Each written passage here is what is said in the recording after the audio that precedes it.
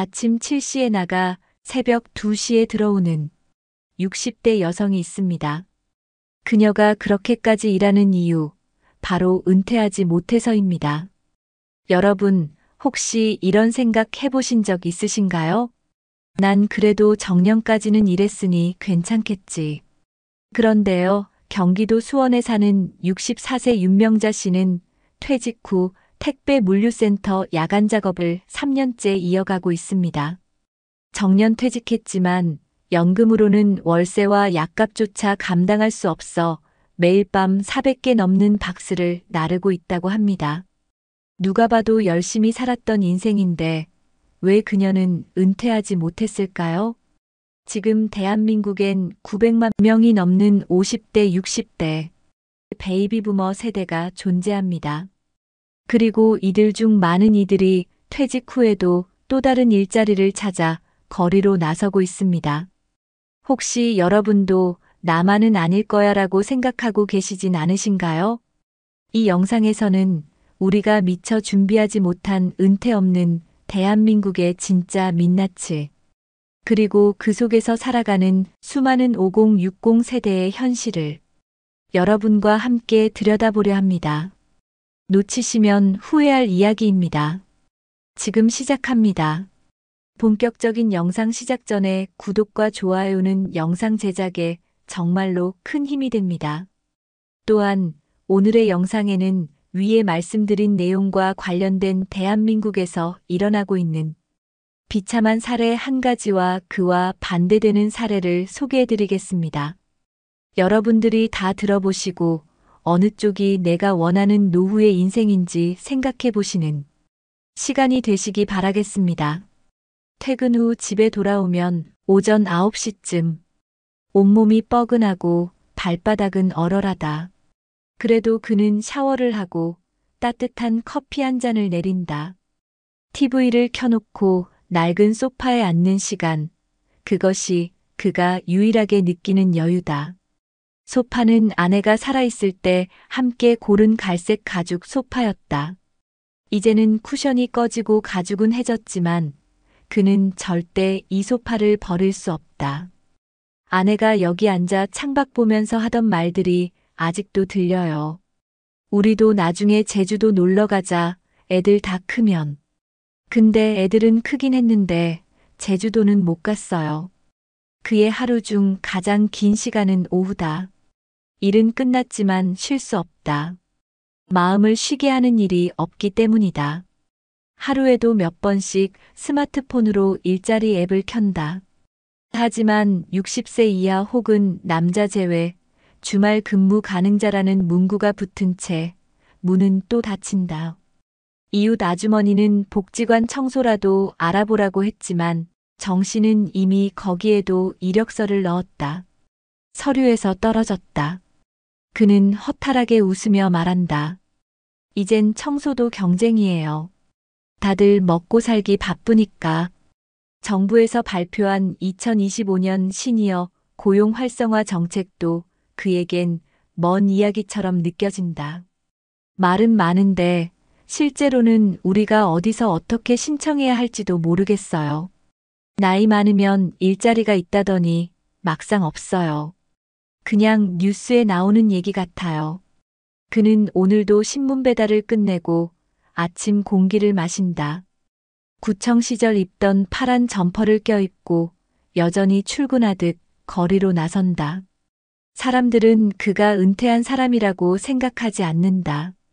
그 자신도 그렇게 느끼지 않는다. 어쩌면 은퇴란 말 자체가 사치일 수도 있어요. 지금 60대들은 그럴 여유조차 없잖아요. 우리 세대한텐 은퇴가 아니라 연장전이죠. 언제 끝날지 모르는 싸움. 정규환 씨는 오늘도 소파에 앉아 조용히 숨을 고른다. 새벽에 던졌던 신문 중 한 부를 펼쳐본다. 그 안에 실린 고령 일자리 확대라는 기사를 읽으며 그는 중얼거린다. 그 자리가 내 자리는 아니겠지. 그리고 커피를 마신다. 쓴맛이 혀끝에 남는다. 그는 알면서도 다시 한 모금을 마신다. 사는 것도 커피도 쓰지만 멈추지 않아야 하니까.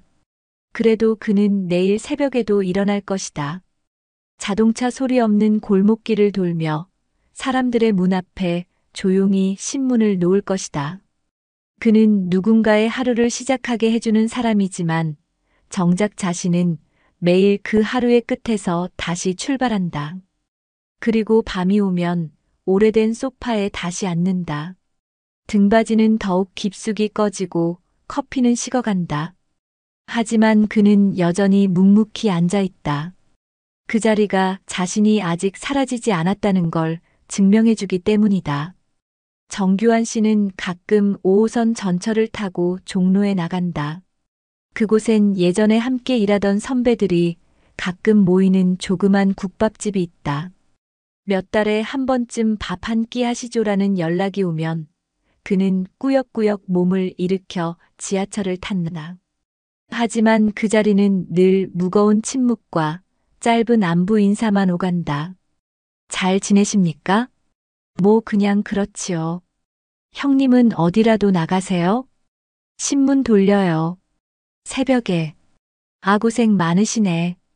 더 이상 누가 어디서 일하는지는 묻지 않는다. 정년퇴직 이후 서로의 삶이 얼마나 급격히 달라졌는지를 알기 때문이다. 어떤 이는 손주 돌보느라 허리가 휘었고 어떤 이는 부인 병간호에 집을 팔았다. 누구 하나 마음 편한 사람은 없다. 그는 자신만 힘든 줄 알았지만 나가보면 다 똑같았다. 공무원 연금이든 국민연금이든 생활은 빠듯하기만 하다. 문제는 돈보다 시간이 더 많아졌다는 것이다. 그 많아진 시간 동안 생각이 많아진다. 그는 집에 돌아와 TV를 켜고도 멍하니 화면만 바라본다. 어느 날은 방송 뉴스에서 100세 시대라는 단어가 나왔다. 그 말에 그는 씁쓸하게 웃었다. 그렇게 오래 살라고 누가 허락했나? 그 말은 농담이었지만 그의 눈빛은 진지했다. 과거엔 퇴직하면 축하한다는 말을 들었다. 하지만 지금은 그 말이 어색하게 느껴진다. 정년이 끝났다고 삶이 쉬워지는 것도 아니고 퇴직했다고 일이 끝나는 것도 아니기 때문이다. 오히려 요즘 그는 몸보다 마음이 더 지쳐 있다. 아들이 한 번씩 걸어오는 전화도 예전처럼 반갑게 느껴지지 않는다. 아버지, 괜찮으시죠? 라는 말 뒤에 이어지는 건 대개 부탁이기 때문이다. 혹시 다음 달에 애들 학원비 좀 도와주실 수 있을까요? 그럴 때마다 그는 알겠다고 말은 하지만 속으로는 숨이 막힌다. 그는 도와주고 싶지만 도와줄 수 있는 형편이 아니다. 그는 연금 통장을 보며 신문 배달비 통장을 보며 어떻게든 빠듯하게 예산을 짜맞춘다. 지금은 내가 살아있는 게 아니라 견디고 있는 것 같아요. 그가 중얼거리듯 말한 이 한마디는 그를 그대로 보여주는 문장이다. 그는 언제부턴가 누군가와 대화하는 게 서툴러졌다. 매일 새벽 신문을 배달하며 수십 명의 문 앞을 지나치지만 누구에게도 인사 한마디 건넬 수 없는 시간이 쌓이고 있었다. 사람 목소리를 하루에 한 번이라도 듣는 게 이렇게 힘들 줄은 몰랐어요. 주민센터에서 운영하는 무료 건강검진에 갔다가 혈압이 높다는 진단을 받았지만 약을 사기엔 돈이 아까워 병원 처방전만 받아왔다. 약국 앞에서 서성이다 결국 돌아선 날 그는 집에 와서 이게 살고 있는 거 맞나라는 말을 입 밖으로 꺼냈다. 그러다 최근 구청에서 운영하는 시니어 동아리 동년배 책 읽기 모임에 참여하게 되었다. 처음엔 망설였다. 낯선 사람들과 앉아 책을 읽는 게 무슨 의미가 있을까 싶었다. 하지만 첫날 68세 강미자 씨가 읽어내려간 나이 들매 품격이라는 책의 한 문장에 그는 눈시울이 붉어졌다. 우리는 늙는 게 아니라 축적되어 간다. 그날 이후 그는 매주 월요일 아침이면 손톱을 깎고 단정히 셔츠를 다려입는다.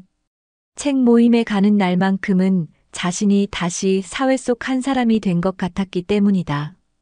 누가 내 이름을 불러주고 내 얘기를 들어주는 곳이 있다는 것만으로 내가 아직 사람이라는 생각이 들어요. 요즘 그는 작은 버릇이 생겼다. 신문 배달을 마치고 돌아오는 길 누군가 문을 여는 타이밍을 기다려 안녕하세요라고 인사하는 것. 처음엔 어색했지만 어느 날 한 주민이 추운데 고생 많으세요라며 커피를 내밀자 그는 눈물이 핑 돌았다. 그 커피는 아직 냉장고에 넣어두고 마시지 않고 있다. 그 커피 마시면 그 고마움이 사라질까 봐요. 그 마음이 내 하루를 버티게 했거든요. 정씨는 여전히 신문을 돌리고 여전히 소파에 앉아 커피를 마신다. 하지만 한 가지는 달라졌다. 그는 이제 매일 아침 다짐한다. 나는 오늘도 사회의 일부다. 비록 작고 보잘것없을지라도 누군가의 아침을 깨우는 사람이다. 며칠 전 구청에서 노인 사회참여 지원사업 안내 공문이 우편함에 들어왔다. 고령자를 위한 지역 봉사활동 기회였고 교통비와 식비 명목의 소정의 수당도 지급된다고 적혀 있었다. 정씨는 망설였지만 다시 한번 신청서를 꺼내들었다. 누군가에게 도움을 받는 것도 좋지만 나도 도움 줄 수 있으면 좋겠어요. 그는 아내의 영정사진 앞에 앉아 작은 목소리로 중얼거렸다. 여보, 나 아직도 이래. 근데 이젠 조금 웃으면서 해보려고 해. 노년에도 멈추지 않고 매일을 버티는 그들의 현실.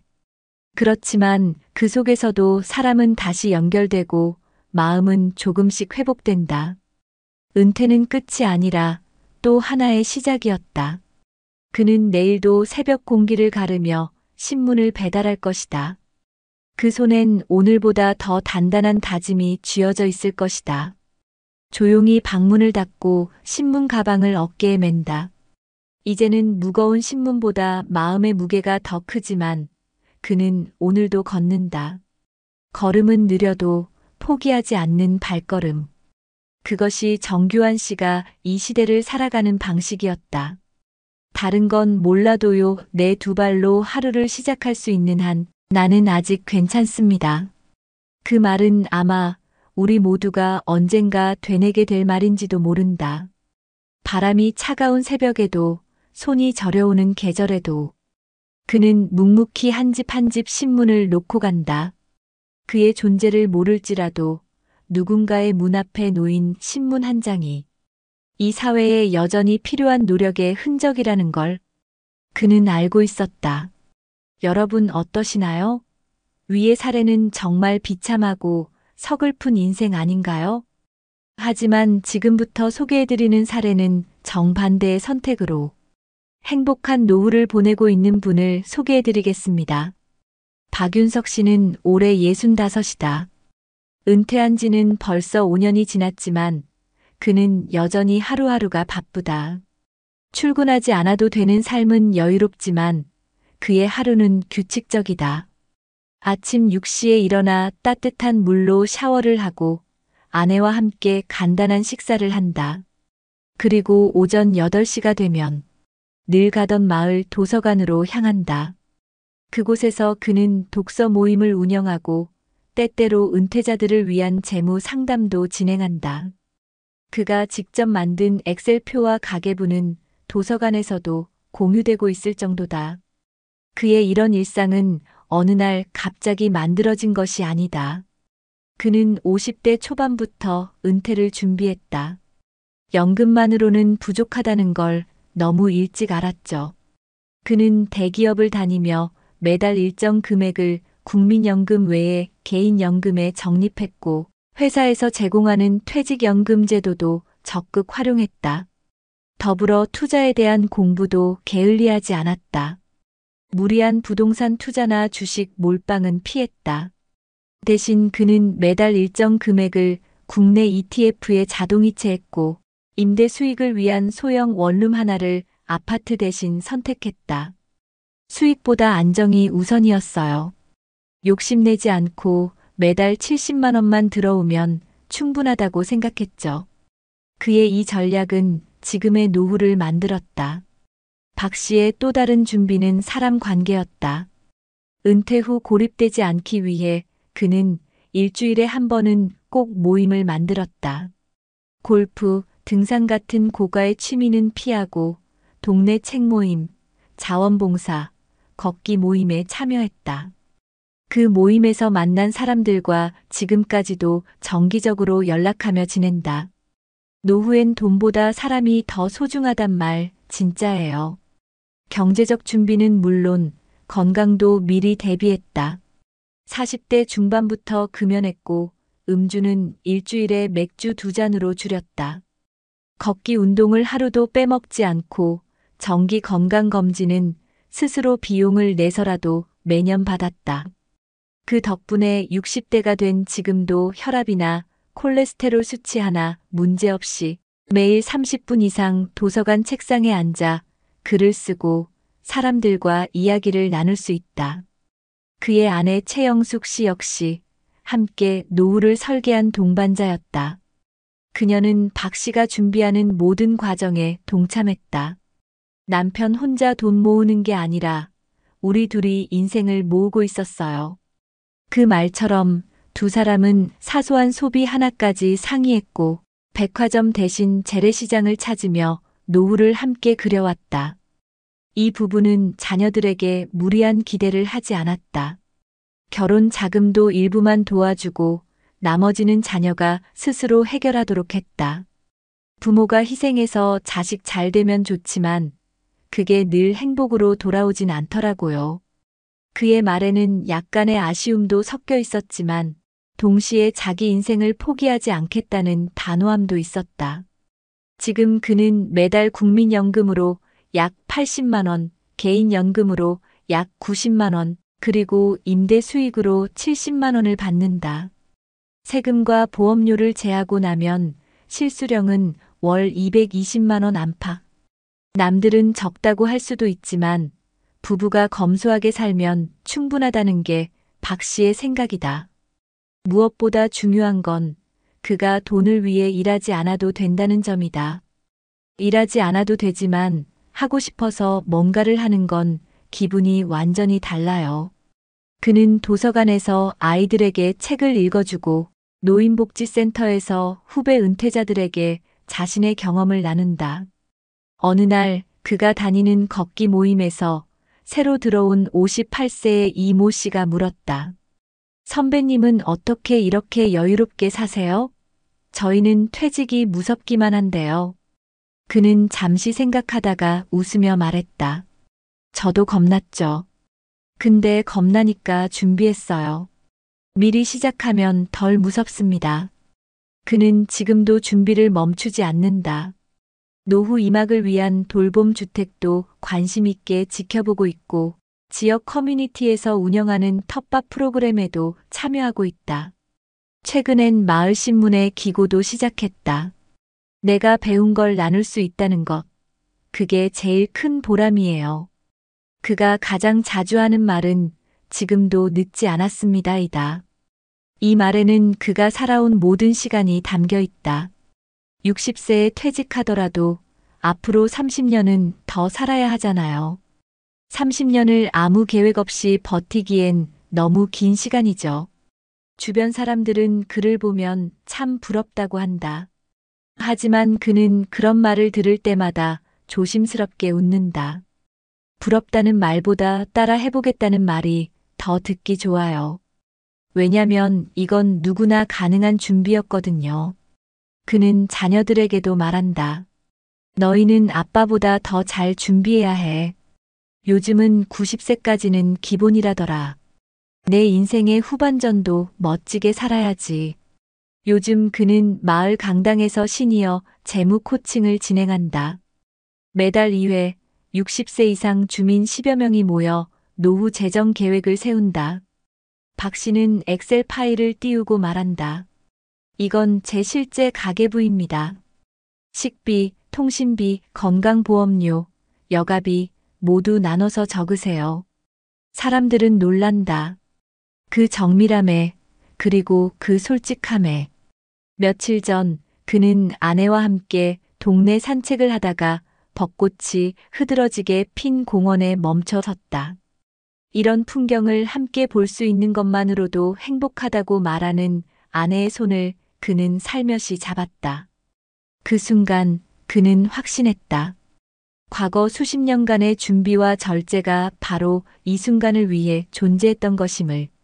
그는 단지 경제적으로 안정된 노후를 살아가고 있는 것이 아니라 정서적으로도 관계적으로도 건강한 삶을 살아가고 있다. 그의 노후는 견디는 시간이 아닌 누리는 시간이다. 그리고 그는 그것을 이뤄낸 몇 안 되는 사람 중 하나다. 만약 지금 이 글을 보고 계신 분들 중에 나는 이미 늦었다고 생각하는 분이 계시다면 그에게선 꼭 이 말을 전하고 싶다.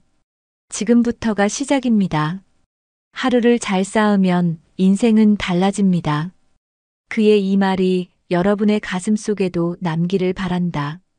박윤석 씨의 이야기는 단순히 한 사람의 성공담이 아니다. 그의 삶은 수많은 베이비부머 세대에게 보내는 하나의 메시지다. 우리는 늦지 않았다. 지금부터 다시 시작할 수 있다. 그 말이 주는 울림은 같은 세대를 살아가는 모두에게 희망이 된다. 여러분도 지금 이 순간부터 자신만의 노후를 준비해보면 어떨까요? 당신의 노후도 충분히 아름다울 수 있습니다. 여러분, 이렇게까지 힘든 노후를 맞이한 사람들이 늘어나는 데에는 분명한 이유가 있습니다. 단순히 개인의 준비 부족이나 가족 문제로 돌릴 수만은 없는 구조적인 문제들이 있죠. 대한민국의 베이비부머 세대, 그러니까 1955년부터 1963년 사이에 태어난 이들은 한때 산업화의 주역으로 불리며 경제 성장을 이끌었습니다. 하지만 지금 그들이 은퇴 시기를 맞이하며 겪는 현실은 너무나 다릅니다. 우선 국내 통계청 자료에 따르면 이 연령대의 60% 이상이 은퇴 연령을 훌쩍 넘긴 후에도 여전히 일하고 있다는 결과가 있습니다. 그 이유 중 하나는 경제적 이유가 압도적입니다. 실제로 은퇴 후 생활비로 필요한 최소 금액으로 전문가들이 제시하는 기준은 월 220만 원 이상인데 이들이 실제로 받는 국민연금 평균 수령액은 60세 이상 기준으로 60만 원에서 70만 원대에 불과하죠. 여기에다 자녀 교육비, 주거비, 의료비로 인해 노후 자산을 축적하지 못한 경우가 많습니다. 특히 IMF 외환위기 당시 중년을 보낸 이들은 구조조정으로 인해 조기 퇴직을 겪었고 이후 안정적인 재취업을 하지 못한 채 자영업에 뛰어들었다가 실패한 경우도 적지 않습니다. 이로 인해 실제 자산보다 부채가 많은 숨은 빈곤 노인층이 급증하고 있는 상황입니다. 이런 상황은 한국만의 문제가 아닙니다. 해외에서도 비슷한 흐름이 관찰되고 있는데요. 예를 들어 미국 노동통계국 BLS의 자료에 따르면 65세 이상 고령층 중 약 20%가 여전히 노동시장에 머물고 있으며 이 수치는 계속 증가하는 추세입니다. 전문가들은 그 원인을 불안정한 사회보장제도와 연금의 실질 구매력 감소로 보고 있습니다.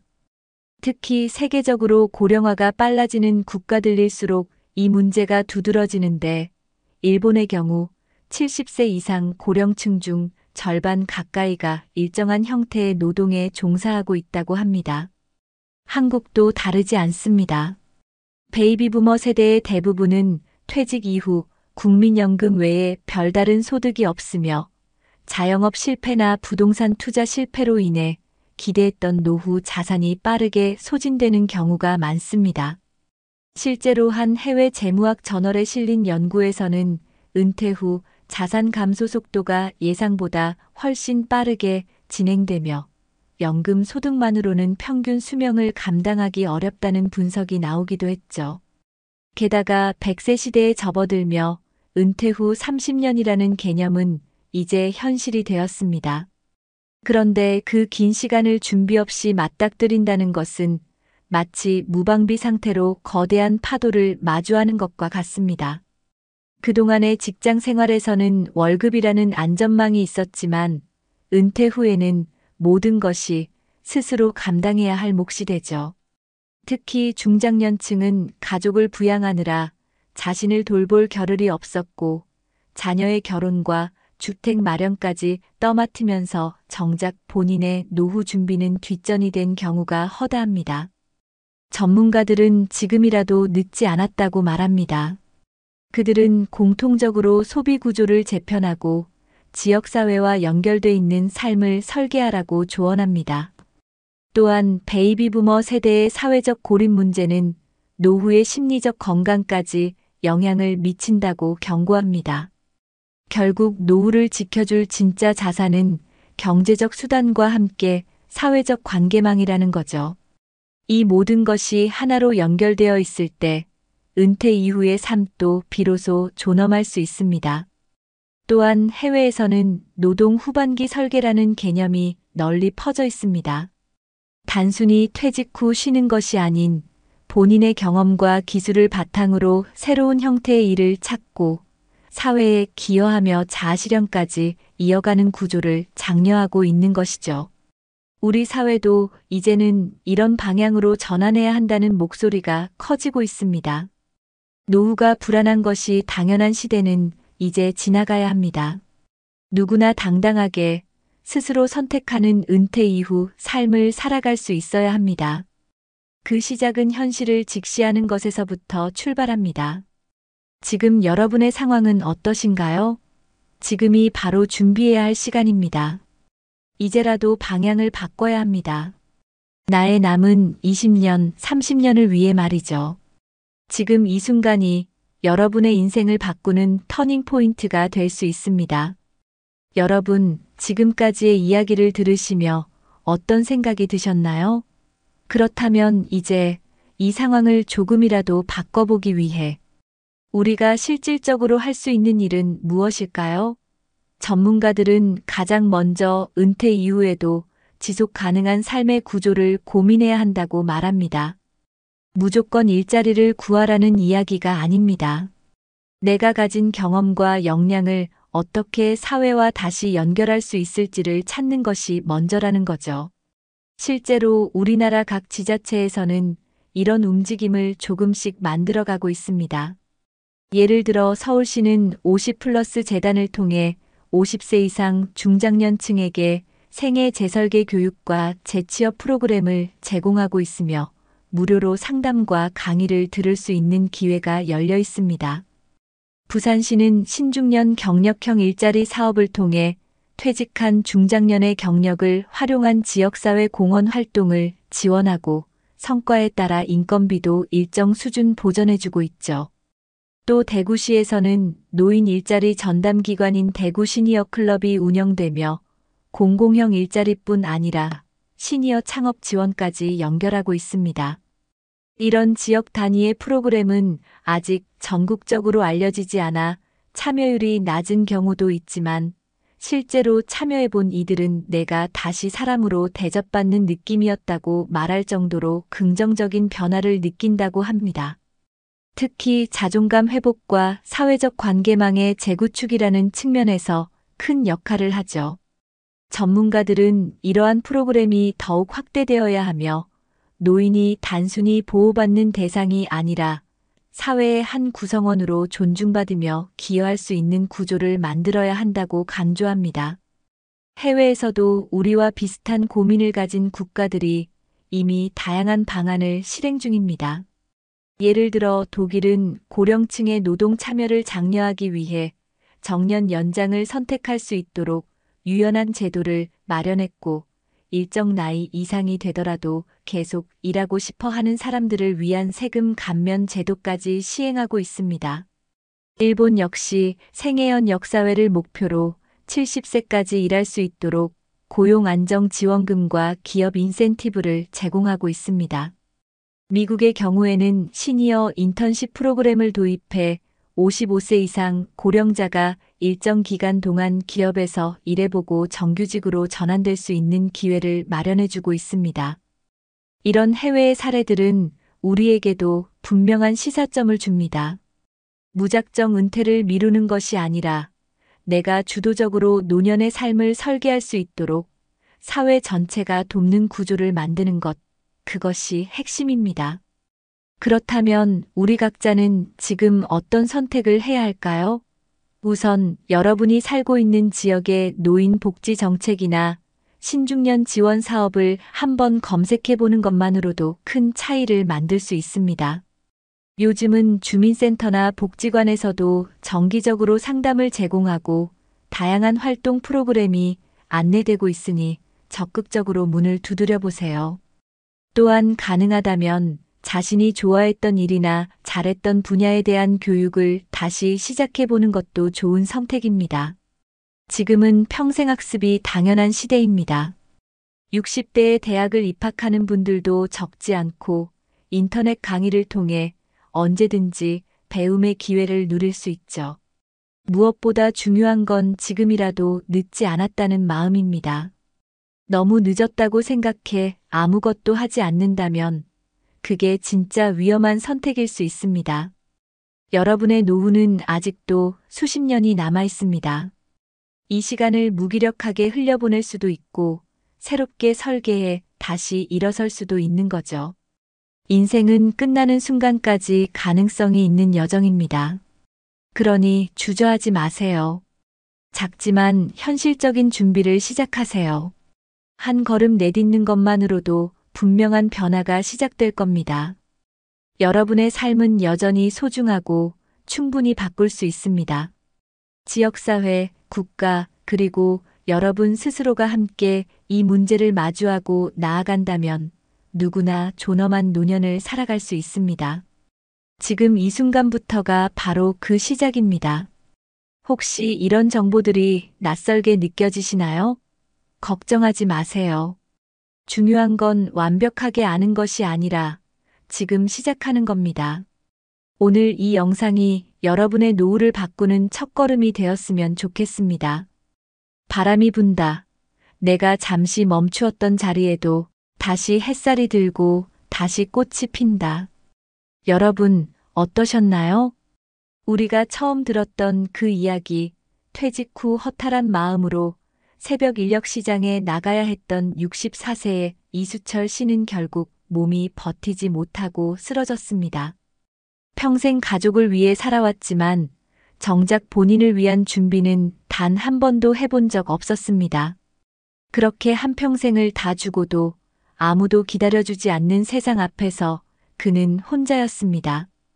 반면 또 다른 주인공 김정우 씨는 달랐습니다. 50대 초반부터 조금씩 자신을 위한 노후 계획을 세우고 생애 재설계 교육을 들으며 새로운 길을 준비했습니다. 처음엔 두렵고 막막했지만 그는 용기를 내 지역사회에 발을 들였고 결국 자신이 좋아하는 목공 기술을 살려 동네 아이들에게 재능을 나누는 어르신 선생님이 되었죠. 그를 바라보는 이웃들의 눈에는 존경과 따뜻함이 가득합니다. 무엇보다 그는 여전히 자신이 누군가에게 필요하다는 사실에 감사하며 하루하루를 살아갑니다. 같은 시대를 살아왔고 같은 사회에서 은퇴를 맞았지만 두 사람의 삶은 전혀 다르게 흘러갔습니다. 그 차이는 거창한 게 아닙니다. 단지 조금 더 일찍 나를 돌아보고 준비할 용기를 낸 것뿐입니다. 여러분, 지금 이 영상을 보고 계신 여러분은 어떤 길 위에 서 계신가요? 혹시 지금 너무 늦은 건 아닐까 두렵고 무엇부터 시작해야 할지 막막하신가요? 하지만 괜찮습니다. 여러분은 혼자가 아니고 지금 이 순간이 바로 다시 시작할 수 있는 가장 좋은 때입니다. 우리는 이제 더는 희생만 하는 세대가 아니라 스스로를 아끼고 사랑할 자격이 충분한 존재입니다. 잠시 멈춰 나의 남은 시간을 나답게 채워갈 수 있는 방법을 함께 고민해 보는 것. 그게 우리가 지금 해야 할 가장 중요한 일이 아닐까요? 늦지 않았습니다. 지금 이 순간부터라도 나의 삶을 위한 준비된 용기를 꺼내보세요. 그 작은 용기가 여러분의 남은 인생을 다시 웃을 수 있는 따뜻한 시간으로 바꿔줄 겁니다. 이 영상이 여러분의 마음에 작은 불빛 하나라도 밝혀드릴 수 있기를 진심으로 바랍니다. 감사합니다. 여러분, 만약 내일 갑자기 모든 사람이 곁을 떠난다면 혼자 남은 당신은 과연 행복할 수 있을까요? 최근 뉴스에서 보셨나요? 58세 남성이 아내와 사별하고 자녀들도 외국으로 떠나면서 혼자 남게 됐는데 처음엔 그 고요함이 지옥 같았다는 이야기요. 여러분은 어떠신가요? 혹시 지금도 집안의 정막이 가끔 무겁게 느껴지지 않나요? 전화기를 들었지만 걸 사람 하나 없는 그 순간 괜히 가슴이 턱 막히는 기분 한 번쯤 느껴보셨을 겁니다. 한국의 50대, 60대 중 절반 이상이 이미 혼자 사는 노후를 준비하거나 그 길 위에 있다고 합니다. 그런데 더 무서운 건 준비 없이 맞이하는 혼자의 삶은 생각보다 훨씬 외롭고 고단하다는 사실이에요. 하지만 여기서 중요한 질문이 하나 있습니다. 혼자 사는 삶은 정말 불행할 수밖에 없는 걸까? 오늘 영상에서는 혼자여도 충분히 단단하고 오히려 더 평온하게 사는 방법을 이야기하려 합니다. 지금 이 영상을 끝까지 보신다면 두려움으로만 느껴지던 혼자의 삶이 내 인생의 두 번째 기회로 바뀌는 방법을 찾게 되실 거예요. 지금부터 함께 시작해 볼까요? 본격적인 영상 시작 전에 구독과 좋아요는 영상 제작에 정말로 큰 힘이 됩니다. 또한 오늘의 영상에는 위에 말씀드린 내용과 관련된 대한민국에서 일어나고 있는 비참한 사례 한 가지와 그와 반대되는 사례를 소개해 드리겠습니다. 여러분들이 다 들어보시고 어느 쪽이 내가 원하는 노후의 인생인지 생각해 보시는 시간이 되시기 바라겠습니다. 도연 씨는 올해 66입니다. 29년 동안 기술직 공무원으로 일했고 퇴직 후 지금은 매달 연금으로 생활하고 있습니다. 공무원은 퇴직금이 따로 없어요. 대신 연금으로 사는 거죠. 그는 담담하게 말했지만 그 연금만으로 노후를 유지한다는 게 요즘 같은 시대에 얼마나 빠듯한지 누구보다 잘 알고 있었습니다. 부인은 3년 전 병으로 세상을 떠났습니다. 두 자녀는 각각 직장을 찾아 부산과 일본으로 떠나 1년에 한두 번 얼굴을 볼까 말까 합니다. 처음 혼자가 되었을 때 이 씨는 그저 일시적인 적막이라고 생각했습니다. 하지만 시간이 지날수록 집안의 고요함은 무게를 더해갔습니다. 저녁에 식탁 위에 놓인 한 사람분의 밥상, 불 꺼진 거실, 텅 빈 방. 어느 날은 휴대폰을 들고 한참을 바라보다가 결국 전화를 걸 사람 하나 없다는 걸 깨닫고 조용히 내려놓은 적도 있다고 했습니다. 그의 집 현관 옆에는 낡은 등산화 한 켤레가 놓여 있습니다. 부인과 함께 매주 산을 오르던 시절의 흔적입니다.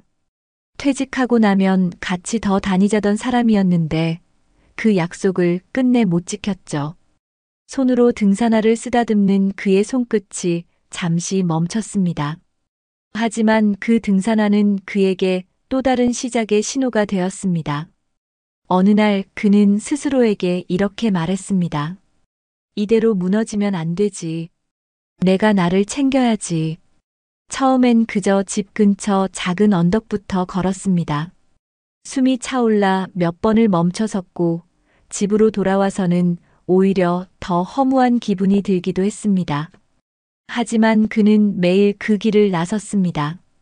아무도 안 보는 길이지만 내가 나한테 약속한 길이었어요. 어느 순간 그 언덕길은 그에게 하루를 시작하는 의식이 되었습니다. 아침 7시. 알람도 필요 없었습니다. 그는 눈을 뜨면 가장 먼저 등산화를 바라봅니다. 오늘도 내가 나를 챙겨야지. 작은 독백은 하루의 첫 인사가 되었습니다. 커피포트에 물을 올리고 간단한 토스트와 삶은 계란을 준비합니다. 혼자 먹는 식사라도 정성스럽게 차리는 건 그의 작은 고집이었습니다. 대충 먹으면 하루가 대충 되는 것 같더라고요. 식사를 마치면 현관에 놓인 등산화를 신습니다. 낡았지만 발에 착 달라붙는 그 신발은 이제 부인과의 약속이 아니라 자기 자신과의 약속이 되었습니다. 동네 공원까지 이어진 짧은 산책길, 계절의 냄새가 묻어나는 그 길 위에서 그는 스스로에게 말할 겁니다. 도연아, 너 아직 살아있잖아. 오늘도 내가 너를 챙겨야지. 처음엔 그 길에서 누구와도 말을 섞지 않았습니다. 하지만 매일 같은 시간, 같은 길을 걷다 보니 눈인사를 나누는 사람들이 생겼습니다.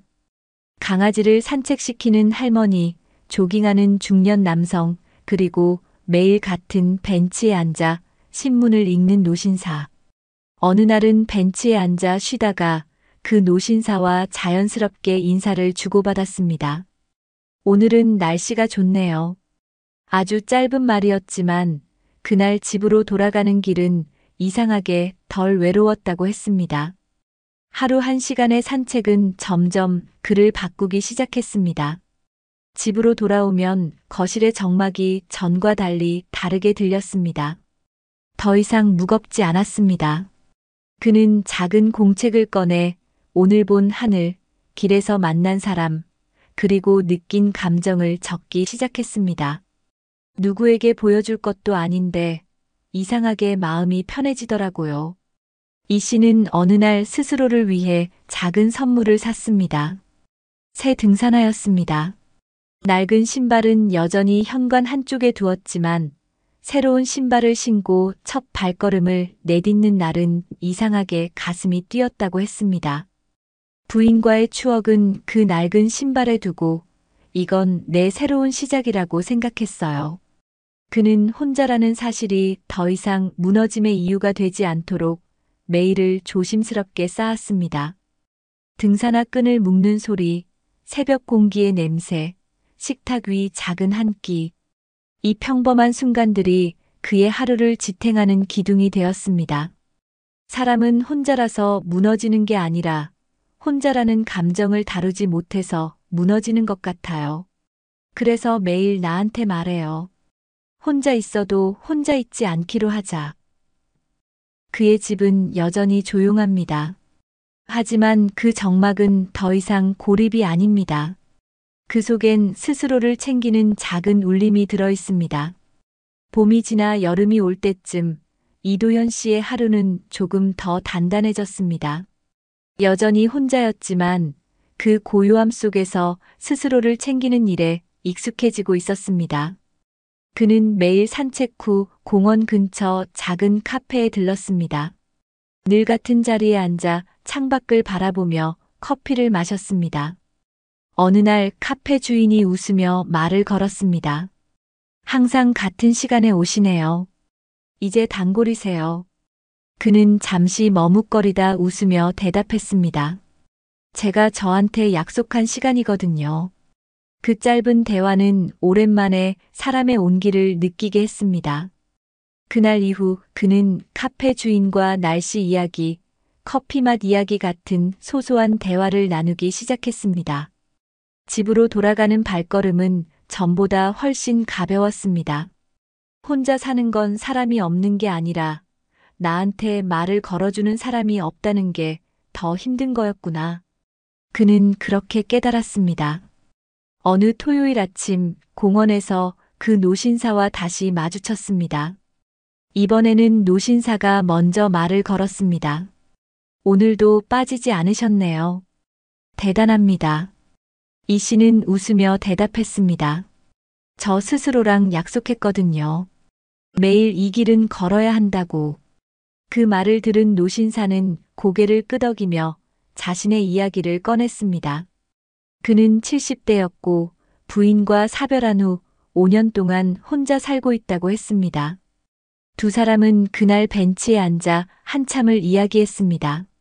자녀 이야기, 젊은 시절의 추억, 그리고 혼자 사는 하루의 적막함까지.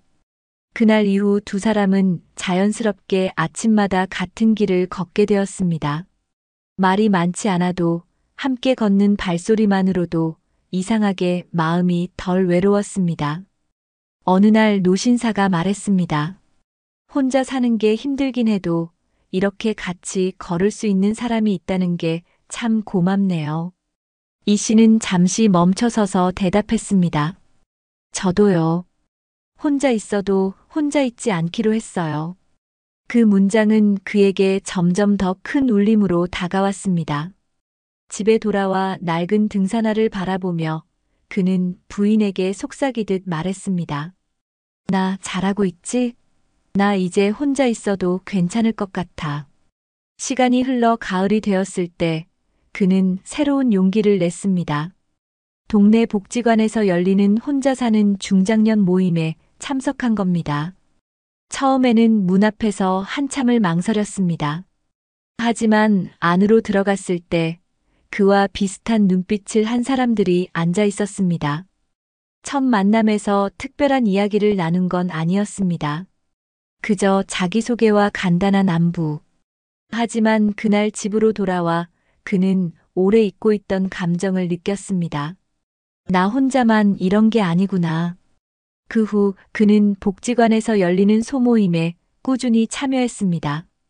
동화책을 소리내어 읽는 모임, 함께 점심을 만들어 먹는 작은 모임, 가끔은 근처 산을 함께 오르는 일정도 있었습니다. 그는 그 산행에 새 등산화를 신고 갔습니다. 산 정상에서 바람을 맞으며 그는 마음속으로 부인에게 말했습니다. 당신이랑 약속했던 길, 나 혼자서도 잘 걷고 있어. 그의 하루는 여전히 혼자 시작하고 혼자 끝납니다. 하지만 이제 그 고요함은 더 이상 두려움이 아닙니다. 그는 여전히 아침에 등산화를 신으며 스스로에게 말합니다. 오늘도 내가 나를 챙긴다. 이도현 씨의 집은 변한 것이 없습니다. 작은 아파트, 낡은 가구, 그리고 현관 옆에 놓인 두 켤레의 등산화. 하나는 과거의 기억이고 하나는 현재의 약속입니다. 그는 이제 알게 되었습니다. 혼자라는 건 결핍이 아니라 선택일 수 있다는 것을. 그리고 그 선택을 존엄하게 만드는 건 거창한 변화가 아니라 매일 묵묵히 나를 챙기는 그 작은 행동이라는 것을. 사람들이 그래요. 혼자 사는 게 무섭지 않냐고. 그런데 전 이제 이렇게 대답해요. 무섭지 않다고. 왜냐면 내가 나를 챙기고 있으니까요. 그의 목소리는 담담했지만 그 안에는 확실한 단단함이 있었습니다. 등산화 끈을 조심스럽게 묶는 그의 손끝은 혼자 살아가는 모든 이들에게 보내는 조용한 응원의 메시지 같았습니다. 여러분 어떠시나요? 위의 사례는 정말 비참하고 서글픈 인생 아닌가요? 하지만 지금부터 소개해드리는 사례는 정반대의 선택으로 행복한 노후를 보내고 있는 분을 소개해드리겠습니다. 박재민 씨는 올해 62입니다. 30년 동안 중견기업의 설비 엔지니어로 일했고 은퇴 후에도 삶을 계획적으로 준비한 덕분에 지금은 혼자지만 누구보다 평온하고 안정적인 노후를 보내고 있습니다. 재민 씨가 특별한 이유는 단순히 돈을 모은 것이 아니라 혼자 사는 노후를 미리 준비했다는 점이었습니다. 그는 50대 초반 회사 동료 한 명이 갑작스럽게 배우자를 떠나보낸 후 급격히 무너지는 모습을 지켜봤습니다. 매일 활기차던 사람이 며칠 만에 달라지는 걸 보면서 그는 깨달았습니다. 나도 언젠가 혼자가 될 수 있다. 준비하지 않으면 무너질 거다. 그때부터 그는 은퇴 후의 삶을 혼자서도 단단히 꾸릴 방법을 찾기 시작했습니다. 가장 먼저 한 일은 재정 계획을 세우는 것이었습니다. 그는 과감하게 대형 아파트를 팔고 관리비가 적고 생활이 편한 20평대 소형 주택으로 이사했습니다. 남은 차익은 안전한 금융 상품에 분산 투자했습니다. 은퇴 당시 받은 퇴직금 5억 2천만 원은 원금 손실 가능성이 적은 채권형 펀드와 연금 계좌로 나눠 넣었습니다. 돈이 많아서가 아니었어요. 적은 돈이라도 확실히 지켜야 혼자서도 불안하지 않으니까. 그의 말처럼 재정적 안정은 그에게 심리적인 평온을 줬습니다. 두 번째는 생활 루틴을 만드는 것이었습니다. 그는 현직에 있을 때부터 아침 시간을 철저히 관리했습니다. 매일 같은 시간에 일어나 간단한 운동과 명상을 하고 직접 아침 식사를 준비했습니다. 이 습관은 은퇴 후 혼자가 되었을 때 빛을 발했습니다. 퇴직하면 시간 많다고 느슨해지기 쉽잖아요. 그런데 저는 이미 일상이 정해져 있어서 공허할 틈이 없었어요. 재민 씨의 집 거실 한쪽에는 오래된 바이올린 케이스가 놓여 있습니다. 그는 50대 중반부터 취미로 바이올린을 배웠습니다. 처음엔 서툴렀지만 퇴근 후 연습하는 시간이 삶의 활력소가 되었습니다. 은퇴 후엔 매일 저녁 1시간씩 연주하는 것이 루틴이 되었습니다. 악보를 보는 순간 잡생각이 사라져요. 혼자 있어도 마음이 꽉 차는 기분이에요.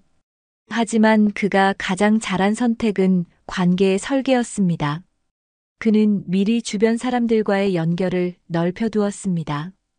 회사 동료 몇 명과는 월 1회 작은 식사 모임을 만들었고 지역사회 봉사단체에 가입해 주말마다 활동했습니다.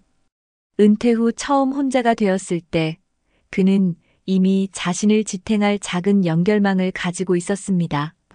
혼자 산다는 건 사람이 없다는 게 아니라 관계를 관리하지 않으면 순식간에 끊어진다는 거예요. 그래서 저는 그 끈을 미리 묶어뒀어요. 3년 전 그의 부인이 세상을 떠났습니다. 물론 충격은 컸습니다. 하지만 놀랍게도 그는 무너지지 않았습니다. 슬펐지만 제 일상은 그대로였어요. 아침 루틴도 저녁 연습도 봉사활동도 그게 저를 살렸어요. 그는 그때 더 확신했습니다. 혼자서도 행복하게 사는 법은 하루아침에 만들어지지 않는다. 준비해야 한다. 지금 그의 하루는 단순하지만 충만합니다. 아침엔 직접 내린 커피와 간단한 식사, 오전엔 동네 도서관에서 책을 읽거나 봉사활동, 오후엔 작은 정원 가꾸기, 저녁엔 바이올린 연습. 혼자지만 외롭지 않습니다. 그는 말합니다. 혼자 사는 게 두렵지 않냐고들 해요. 근데 저는 이렇게 대답해요. 두렵지 않다고. 왜냐면 저는 혼자 살 준비를 미리 해뒀으니까. 그의 집 현관에는 반짝이는 등산화가 놓여 있습니다. 매주 한 번은 혼자 산을 오릅니다. 정상에 오르면 늘 같은 말을 합니다. 잘하고 있어, 재민아. 너 혼자여도 충분히 행복하다. 재민 씨의 삶은 많은 걸 보여줍니다. 노후의 행복은 돈에 많고 적음보다 혼자서도 스스로를 지탱할 준비가 되어 있는가에 달려 있다는 것을. 그는 지금도 매일 스스로에게 약속합니다. 혼자 있어도 혼자 있지 않기로 하자. 그리고 그 약속을 지키는 매일이 그의 행복한 노후를 만들어가고 있습니다. 최근 전 세계적으로 혼자 사는 노년층이 급격히 늘고 있다는 통계는 이도현 씨와 박재민 씨의 사례가 결코 예외가 아님을 보여줍니다. 유엔 고령화 보고서에 따르면 2025년 기준 OECD 국가에서 65세 이상 노인의 약 32%가 1인 가구로 살고 있으며 특히 동아시아 국가의 증가율은 다른 지역보다 2배 이상 빠른 것으로 나타났습니다. 한국 역시 같은 흐름을 보이고 있습니다. 통계청이 발표한 자료에 따르면 현재 65세 이상 인구 중 혼자 사는 비율은 이미 전체 노인의 절반 가까이에 도달했고 향후 10년 안에 55%를 넘어설 것으로 예상됩니다. 단순히 숫자가 아니라 이 통계는 앞으로 누구나 혼자의 삶을 준비하지 않으면 안 된다는 경고와 같습니다. 해외 연구에서도 비슷한 결과가 나옵니다. 유럽 노인복지연구소에서 10년간 1만 명의 노인을 추적 조사한 결과 혼자 사는 노년층 중 계획적으로 루틴을 유지하고 사회적 연결을 만들어둔 사람은 그렇지 않은 사람에 비해 정신건강 지표가 평균 48% 더 높았으며 우울증 발병률은 절반 이하로 낮게 나타났습니다. 이는 박재민 씨처럼 미리 생활의 틀과 관계망을 설계한 사람들이 얼마나 안정적인 노후를 맞는지 과학적으로 뒷받침합니다. 반대로 준비 없이 혼자가 된 사람들의 경우 신체적 건강뿐만 아니라 경제적 불안정성도 함께 악화되는 경향이 뚜렷하게 나타났습니다. 일본에서 진행된 한장기 연구에 따르면 혼자 사는 고령자 중 노후 재정을 체계적으로 관리하지 않은 그룹은 그렇지 않은 그룹보다 5년 내 생활고를 겪을 확률이 3배 높았고, 의료비 지출이 소득 대비 과도하게 늘어나 빈곤으로 이어지는 비율도 크게 증가했습니다. 전문가들은 공통적으로 강조합니다. 혼자 살아도 행복한 노후를 만드는 핵심은 자기 돌봄의 구조화와 관계의 재설계라고. 특히 동아시아 국가의 문화적 특성상 가족 중심의 관계가 약해지면 고립감이 훨씬 크게 다가오기 때문에 혈연이 아닌 새로운 관계망을 만드는 것이 필수라고 말합니다. 또한 생활 루틴을 꾸준히 유지하는 것이 단순한 습관이 아니라 혼자서도 삶의 의미를 붙잡을 수 있는 가장 중요한 장치라고 분석합니다. 이는 이도현 씨의 작은 산책 루틴과 박재민 씨의 규칙적인 일상이 왜 그들의 삶을 지탱했는지를 보여주는 중요한 근거입니다. 경제적인 부분에서도 해외 통계는 분명한 메시지를 줍니다. 세계은행의 2024년 보고서에 따르면 노후 소득의 최소 70% 이상을 안정적인 연금 또는 장기 금융 자산으로 확보한 노인의 경우 예상치 못한 건강 문제나 생활비 상승에도 삶의 질을 유지할 확률이 그렇지 않은 노인보다 2배 이상 높았습니다. 이는 퇴직 이후 소득원이 급격히 줄어드는 한국의 현실에서 특히 중요한 시사점을 던집니다.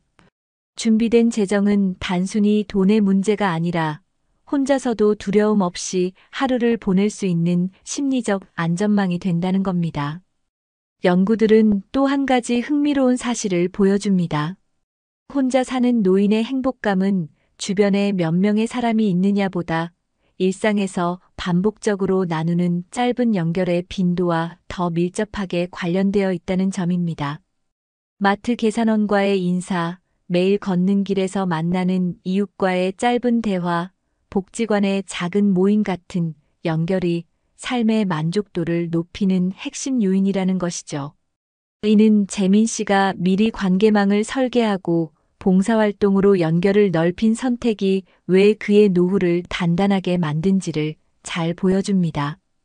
이런 통계와 연구 결과는 우리에게 분명한 메시지를 줍니다. 혼자 사는 노후는 피할 수 없는 현실이며 그 현실의 무게는 준비한 사람과 준비하지 않은 사람에게 완전히 다른 결과를 만들어냅니다. 단순한 돈의 많고 적음이 아니라 하루의 작은 루틴과 연결, 그리고 스스로를 지탱할 심리적 안전망이 노후의 행복을 결정한다는 사실이 수많은 데이터에서 드러나고 있습니다. 이제는 혼자의 삶을 두려움으로만 볼 것이 아니라 체계적으로 준비해야 할 새로운 형태의 삶으로 받아들여야 할 때입니다. 그렇다면 혼자서도 행복한 노후를 위해 우리는 무엇을 실천할 수 있을까요? 전문가들은 공통적으로 혼자의 삶을 두려움이 아닌 준비의 대상으로 바꾸는 것을 첫 번째 과제로 꼽습니다. 준비는 거창한 것이 아닙니다. 작은 루틴 하나, 작은 연결 하나가 삶을 지탱하는 힘이 되기 때문입니다. 한국의 여러 지자체에서는 이런 변화를 돕기 위해 다양한 프로그램을 운영하고 있습니다. 서울시는 1인 가구 지원센터를 통해 중장년과 노인을 대상으로 한 혼자서도 잘 사는 법 프로그램을 운영하고 있습니다. 이곳에서는 혼자 사는 사람들의 생활 루틴 만들기 워크숍, 식사 모임, 심리 상담과 긴급 돌봄까지 연결해 줍니다.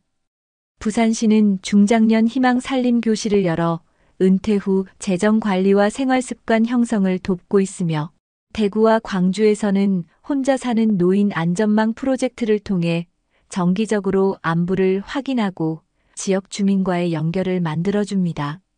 이런 프로그램은 실제 참여자들의 고립감을 줄이고 삶의 만족도를 높이는 데 큰 역할을 하고 있습니다. 전문가들은 특히 이런 지역사회 자원을 적극적으로 활용하는 것이 혼자 사는 노후를 준비하는 첫 걸음이라고 강조합니다. 해외에서도 우리와 비슷한 문제를 해결하기 위한 다양한 시도가 이루어지고 있습니다. 일본은 고립예방기본법을 제정해 지자체가 혼자 사는 노인의 안부를 정기적으로 확인하고 필요한 경우 지역 자원봉사자와 연결하도록 의무화했습니다. 또한 마을 단위로 소규모 커뮤니티 카페를 운영해 매일 짧은 대화를 나눌 수 있는 공간을 제공합니다. 덴마크는 에이징 인 플레이스 지역사회에서 나이 들기 정책을 통해 노인이 가능한 한 오래 자신의 집과 익숙한 환경에서 살 수 있도록 돕고 1인 가구 노인을 위한 무료 건강 관리와 일상 지원을 제공합니다.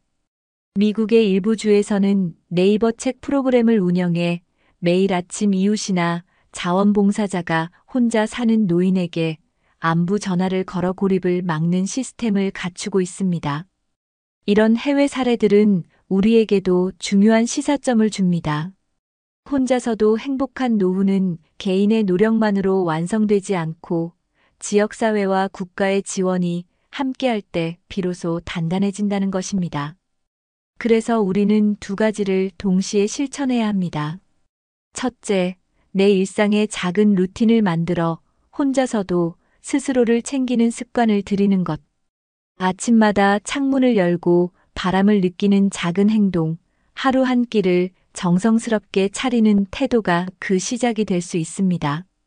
둘째, 지역사회 프로그램을 적극적으로 찾아 참여하는 것.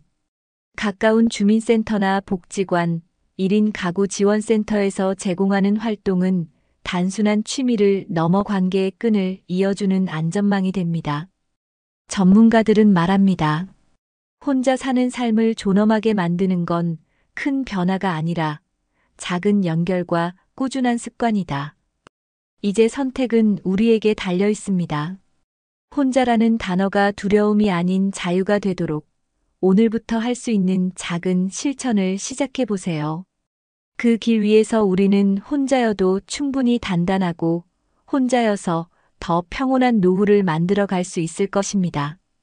조용히 묶은 등산화 끈, 하늘을 올려다본 작은 고개, 혼자지만 흔들리지 않는 발걸음. 그 길 위에서 삶은 다시 시작됩니다. 여러분, 오늘 이야기 속의 두 사람을 떠올려 보세요.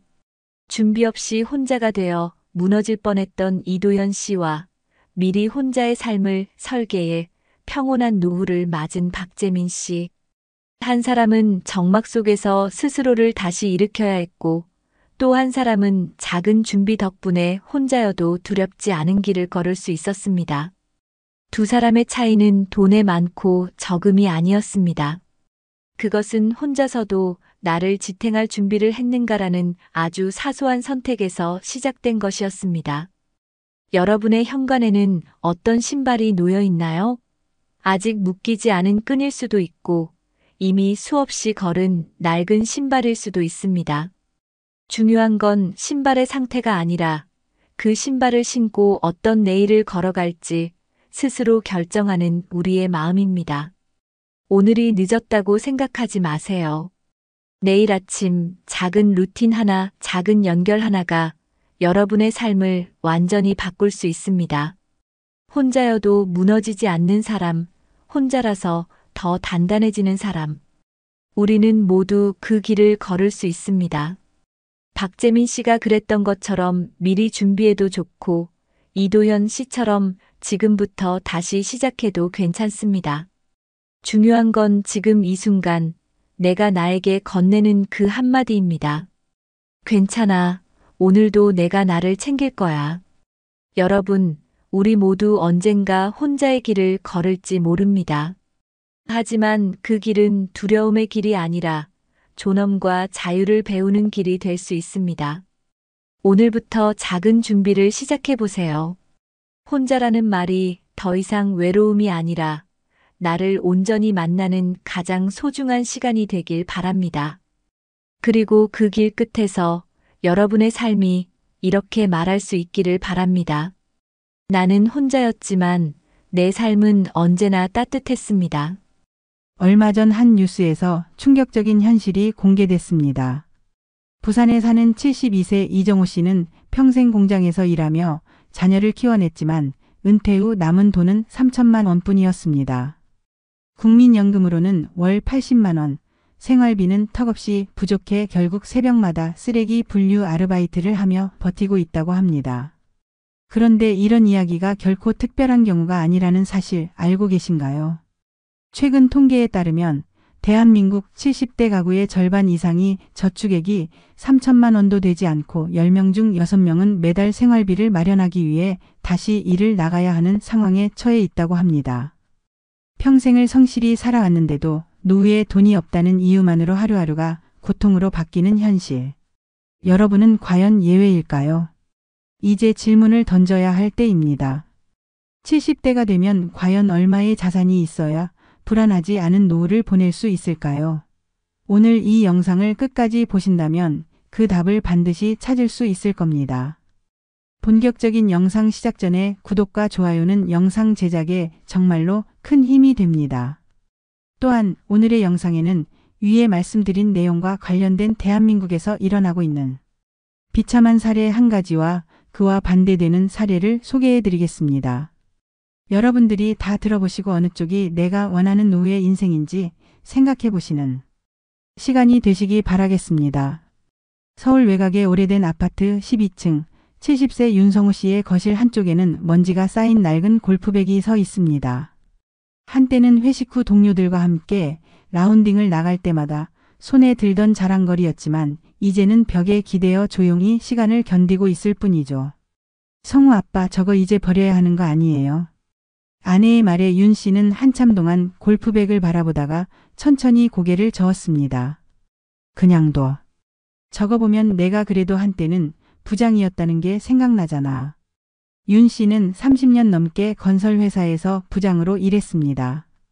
현장과 사무실을 오가며 전국을 떠돌았고 퇴직할 때 손에 쥔 퇴직금은 5억 2천만 원이었습니다. 그 돈으로 아내와 함께 노후를 준비할 거라 믿었죠. 하지만 은퇴 7년 차인 지금 그의 통장에는 3천만 원이 채 남지 않았습니다.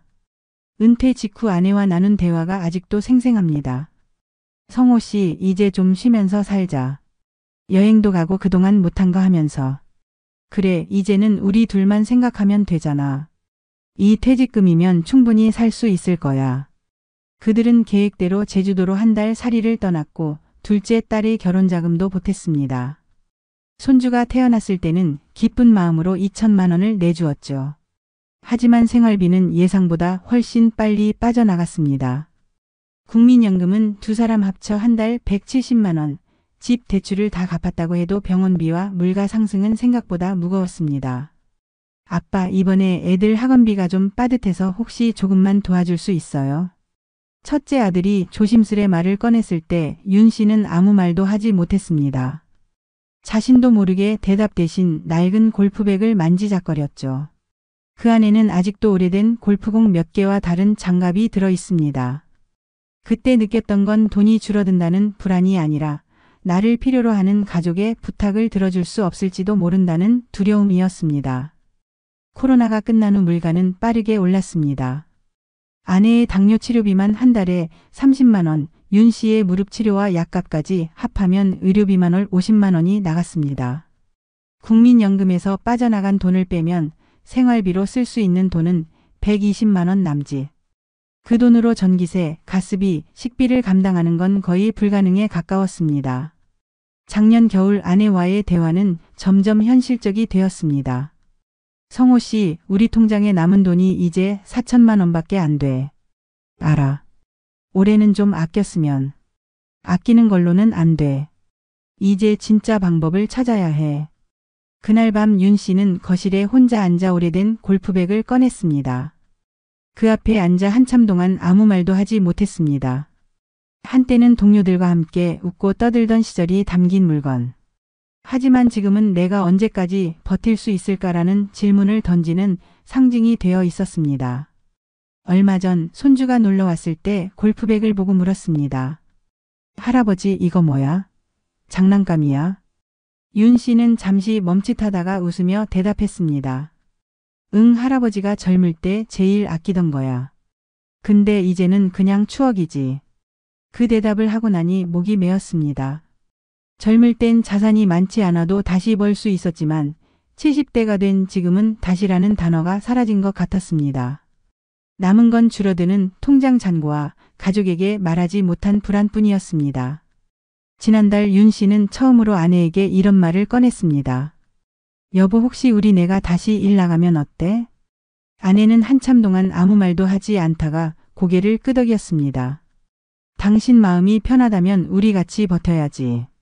그날 밤 윤 씨는 낡은 골프백을 천천히 닫았습니다. 한때의 상징이었던 그것이 이제는 다시 시작해야 한다는 무거운 현실의 증거처럼 느껴졌습니다. 며칠 후 윤성호 씨는 새벽 4시 반 알람 소리에 눈을 떴습니다. 한동안 잊고 있던 낯선 긴장감이 몸을 감쌌습니다. 거실에 나와 낡은 골프백을 한번 바라보고는 작은 한숨을 내쉬었습니다. 다시 시작이네 혼잣말을 하고는 두꺼운 점퍼를 걸쳤습니다. 첫 출근지는 새벽 물류센터. 무릎이 좋지 않아 오래 서 있는 게 힘들었지만 선택의 여지는 없었습니다. 첫날 집에 돌아왔을 때 무릎은 얼얼했고 손목은 뻣뻣했습니다. 아내는 그런 남편을 보며 조용히 따뜻한 물수건을 내밀었습니다. 성호 씨 괜찮아? 응, 괜찮아. 그래도 이렇게라도 하니까 숨통은 좀 트이는 것 같아. 하지만 그 말 뒤에는 이게 얼마나 오래 가능할까라는 질문이 숨어 있었습니다. 월급으로 들어오는 돈은 한 달에 90만 원 정도. 국민연금과 합치면 생활비는 어느 정도 채워질 수 있었지만 문제는 시간이었습니다. 무릎은 버틸 수 있을까? 이 몸으로 1년 뒤에도 일을 할 수 있을까 하는 두려움이 마음 한편을 계속 두드렸습니다. 며칠 전 저녁 가족들이 모인 자리에서 첫째 아들이 조심스럽게 물었습니다. 아빠 요즘 힘들지 않아요? 그 나이에. 윤 씨는 잠시 손에 들고 있던 숟가락을 내려놓고 웃으며 대답했습니다. 힘든 건 괜찮다. 근데 있잖아, 내가 어릴 때는 내가 무슨 일이 있어도 너희한테 부족함 없게 해주고 싶었거든. 근데 지금은 할아버지로서 손주한테 떳떳하고 싶다. 그래서 하는 거야. 그 말에 아들은 고개를 떨구었습니다. 그 대화를 듣고 있던 아내는 말없이 낡은 골프백을 바라봤습니다. 그 집안에서는 이제 그 골프백이 성공의 상징이 아니라 지금 버텨야 하는 현실을 상기시키는 존재가 되어 있었습니다. 윤 씨는 최근 뉴스에서 나온 통계를 떠올렸습니다. 70대 가구 절반 이상이 저축액이 3천만 원 미만. 그 수치를 처음 봤을 때는 그냥 숫자였지만 지금은 자신의 이야기처럼 느껴졌습니다. 통장에 남은 2,900만 원을 확인할 때마다 숫자가 아니라 시간이 줄어드는 기분이 들었습니다. 어느 날 저녁 아내가 조심스럽게 꺼낸 말은 윤 씨의 마음을 깊이 흔들었습니다. 성호 씨, 우리 집 팔까? 이 돈으로 전세 들어가면 조금은 숨통이 트일 텐데. 그 말을 듣는 순간 윤 씨는 아무 대답도 하지 못했습니다. 30년 넘게 모은 돈으로 마련한 집, 그 안에는 가족의 웃음과 눈물이 다 담겨 있었습니다. 그 집을 떠난다는 건 단순히 돈을 마련하는 문제가 아니었기 때문입니다. 그날 밤 윤 씨는 다시 골프백 앞에 앉았습니다. 손에 닿은 낡은 가죽의 질감이 이상하게도 따뜻했습니다. 그리고 혼잣말을 했습니다. 내가 뭘 더 준비했어야 했을까? 아니면 지금이라도 뭘 더 해야 할까? 손주가 놀러와서 할아버지, 우리 나중에 여행 가자. 라고 말했을 때 윤 씨는 대답 대신 손주의 머리를 쓰다듬었습니다. 대답할 수 없었던 이유는 단순히 돈이 아니라 노후를 준비하는 방식을 이제야 깨달은 것 같아서였습니다. 윤 씨는 그날 일기장에 이렇게 적었습니다. 노후는 숫자가 아니라 시간을 버는 일이다. 내가 준비한 건 돈이 아니라 그 시간을 채울 계획이어야 했다. 지금도 거실 한쪽에는 낡은 골프백이 있습니다. 예전처럼 자랑의 상징은 아니지만 이제 윤 씨에게 그 골프백은 다른 의미가 되었습니다. 이대로 가면 안 된다는 경고이자 아직 늦지 않았다는 작은 희망의 목소리였습니다. 그리고 그는 오늘도 새벽 4시 반 알람을 듣고 일어납니다. 통장에 찍히는 숫자가 아니라 남은 시간에 조금이라도 안정을 더하기 위해서. 그리고 언젠가 손주에게 이렇게 말할 수 있기를 바라며 응, 우리 여행 가자. 할아버지 준비 다 했어. 여러분 어떠시나요? 위의 사례는 정말 비참하고 서글픈 인생 아닌가요? 하지만 지금부터 소개해드리는 사례는 정반대의 선택으로 행복한 노후를 보내고 있는 분을 소개해드리겠습니다. 경기도 용인에 사는 69세 박철민 씨의 거실에는 반짝이는 골프채 세트가 놓여 있습니다. 하지만 그것은 허세나 과시의 상징이 아닙니다. 박 씨에게 이 골프채는 한 가지를 상기시켜주는 도구입니다. 미리 준비한 선택이 노후를 바꾼다. 박 씨는 평생 건축 설계사로 일했습니다. 60세에 퇴직할 때 손에 쥔 퇴직금은 5억 원 남짓. 주변 사람들 대부분이 은퇴 후 자녀 결혼 자금으로 돈을 쓰거나 여행 계획을 세울 때 박 씨는 전혀 다른 결정을 했습니다. 철민 씨, 이제 우리도 좀 즐기자. 남들도 다 해외여행 간다는데. 아내의 말을 들은 박 씨는 한참을 고민하다가 조용히 대답했습니다. 여보, 우리 여행은 나중에도 갈 수 있어. 하지만 이 돈은 지금 다 쓰면 노후에 우리를 지켜줄 게 없잖아. 지금부터는 소비가 아니라 시간을 사는 게 중요해. 그는 퇴직금 중 절반 이상인 3억 원을 현금성 자산으로 유지했습니다. 그리고 나머지는 안정적인 배당형 상품과 임대용 소형 상가 투자에 분산했습니다. 중요한 건 큰 수익이 아니라 매달 꾸준히 들어오는 현금 흐름이었습니다. 주변 사람들은 고개를 갸웃했습니다. 철민이, 너 왜 이렇게 아껴? 퇴직했으면 이제 즐길 때지. 너무 아끼다 가면 뭐해. 돈은 쓰라고 있는 거야. 하지만 박 씨는 흔들리지 않았습니다. 그는 자신의 부모가 노후에 겪었던 불안과 생활고를 너무 잘 기억하고 있었습니다. 그래서 돈을 벌 때보다 쓸 때가 더 중요하다는 사실을 뼈저리게 알고 있었죠. 60대 초반 박 씨는 작은 상가에서 월세 130만 원의 현금 흐름을 만들었습니다.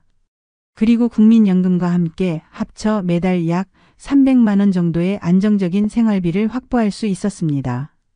하지만 그의 진짜 선택은 돈이 아니라 관계에 있었습니다. 그는 은퇴 후 가장 먼저 아내와 노후 생활 설계 대화를 시작했습니다. 여보, 앞으로 우리가 매달 얼마를 쓰고 어디서 살고 어떤 생활을 하고 싶은지 같이 정하자. 우리 둘만의 계획이 있어야 해. 이 대화는 단순한 돈 이야기가 아니었습니다.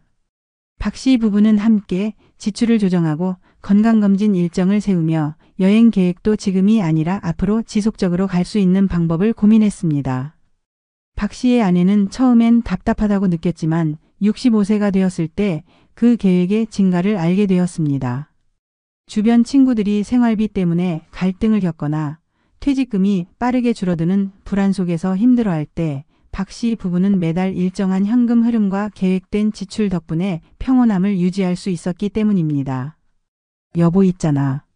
그때 당신 말 안 들었으면 우리도 지금 많이 불안했을 것 같아. 아내의 말에 박 씨는 미소 지었습니다. 우린 여행을 미룬 게 아니라 시간을 산 거야. 이 안정감이 바로 우리가 만든 여행이야. 박 씨의 이야기가 특별한 건 돈의 액수가 아닙니다.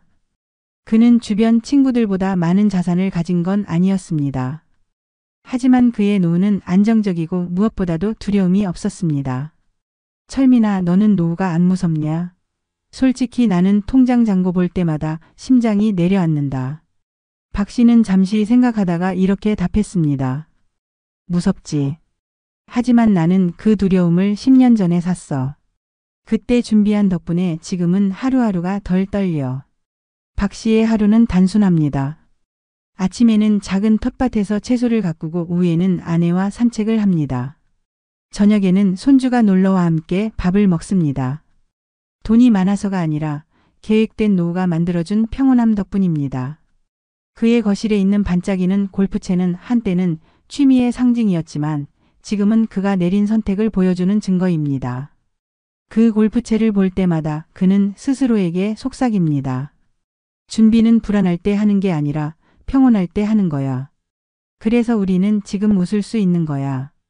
박 씨는 이제 주변 후배들에게 항상 같은 말을 합니다. 노후는 퇴직하고 나서 준비하는 게 아니야. 적어도 50대 중반부터는 돈을 모으는 게 아니라 시간을 준비하는 단계라고 생각해라.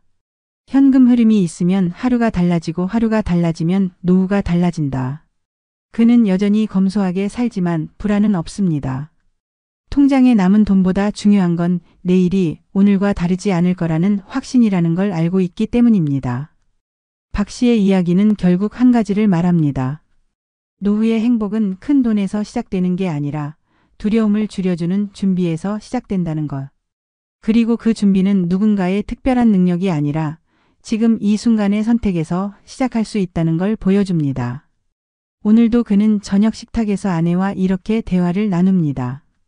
여보, 우리 내년에 여행 어디로 갈까? 아내는 웃으며 대답합니다. 당신이랑 가는 여행이면 어디든 좋아. 우리가 만든 이 안정감이 진짜 여행 같아. 그리고 거실 한쪽에서 반짝이는 골프채가 조용히 그 대화를 지켜보고 있습니다.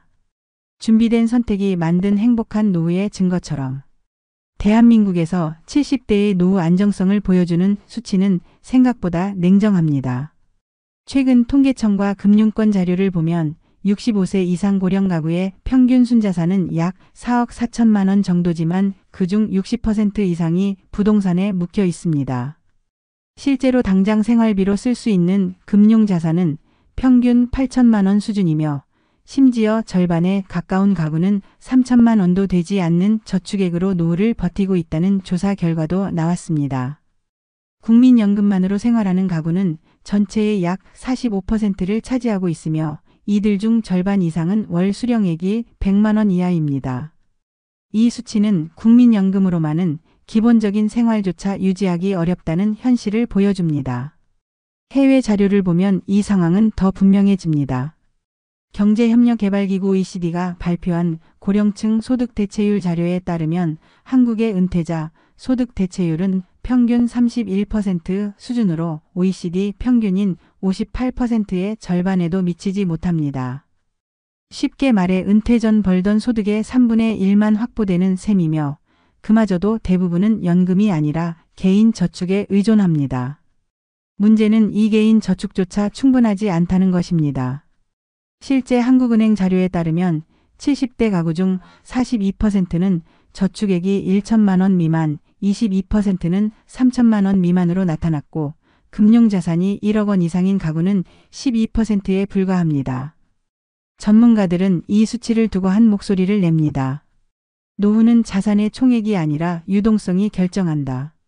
즉, 집 한 채가 있어도 현금 흐름이 없다면 안정적인 노후를 기대하기 어렵다는 것입니다. 해외의 장기 노후 연구에서도 같은 결론을 보여줍니다.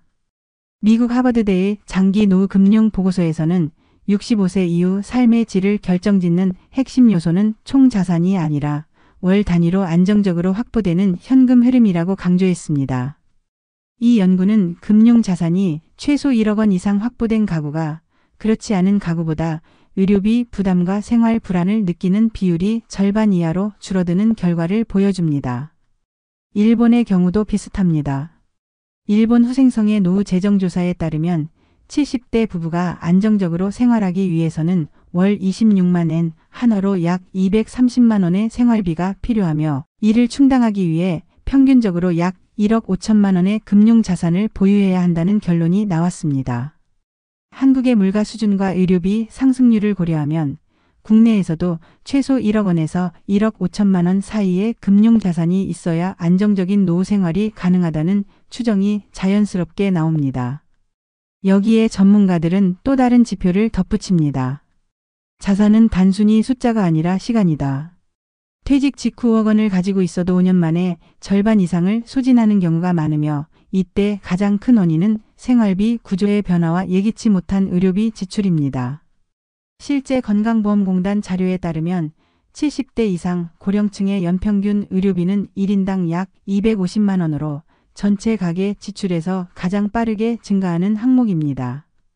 미국과 유럽의 노후 대비 연구에서도 의료비는 은퇴 후 가장 큰 리스크로 꼽히며 이를 대비하지 못한 가구가 노후 빈곤층으로 전락하는 비율은 그렇지 않은 가구에 비해 3배 이상 높았습니다. 이러한 데이터를 종합하면 한 가지 사실이 드러납니다.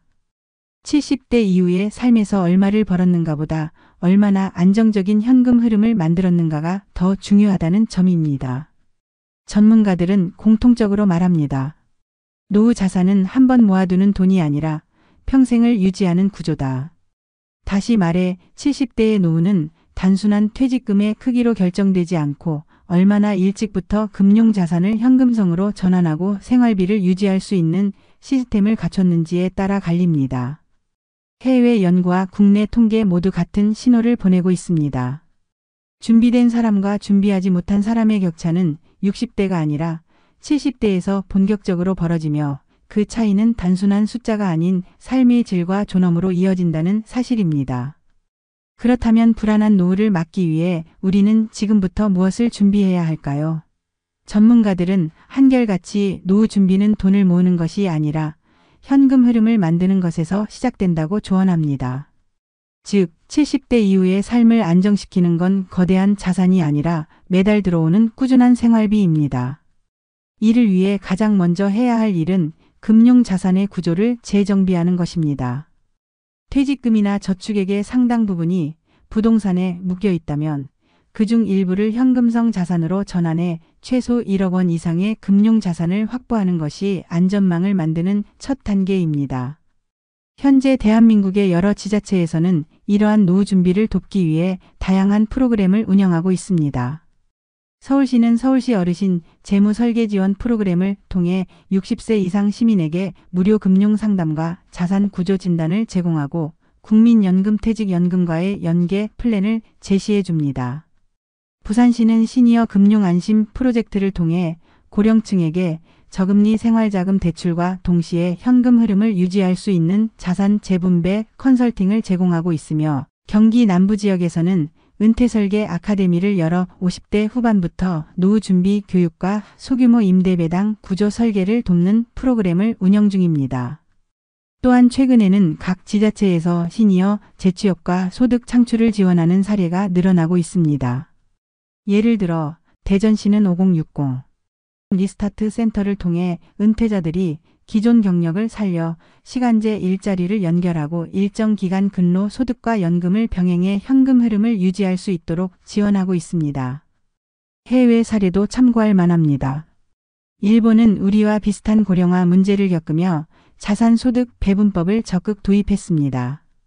일본 후생성은 은퇴자가 일정 비율의 금융자산을 현금성으로 보유하고 국민연금과 배당소득을 합쳐 최소 월 22만 엔 하나 약 190만 원을 확보하도록 가이드라인을 제시합니다.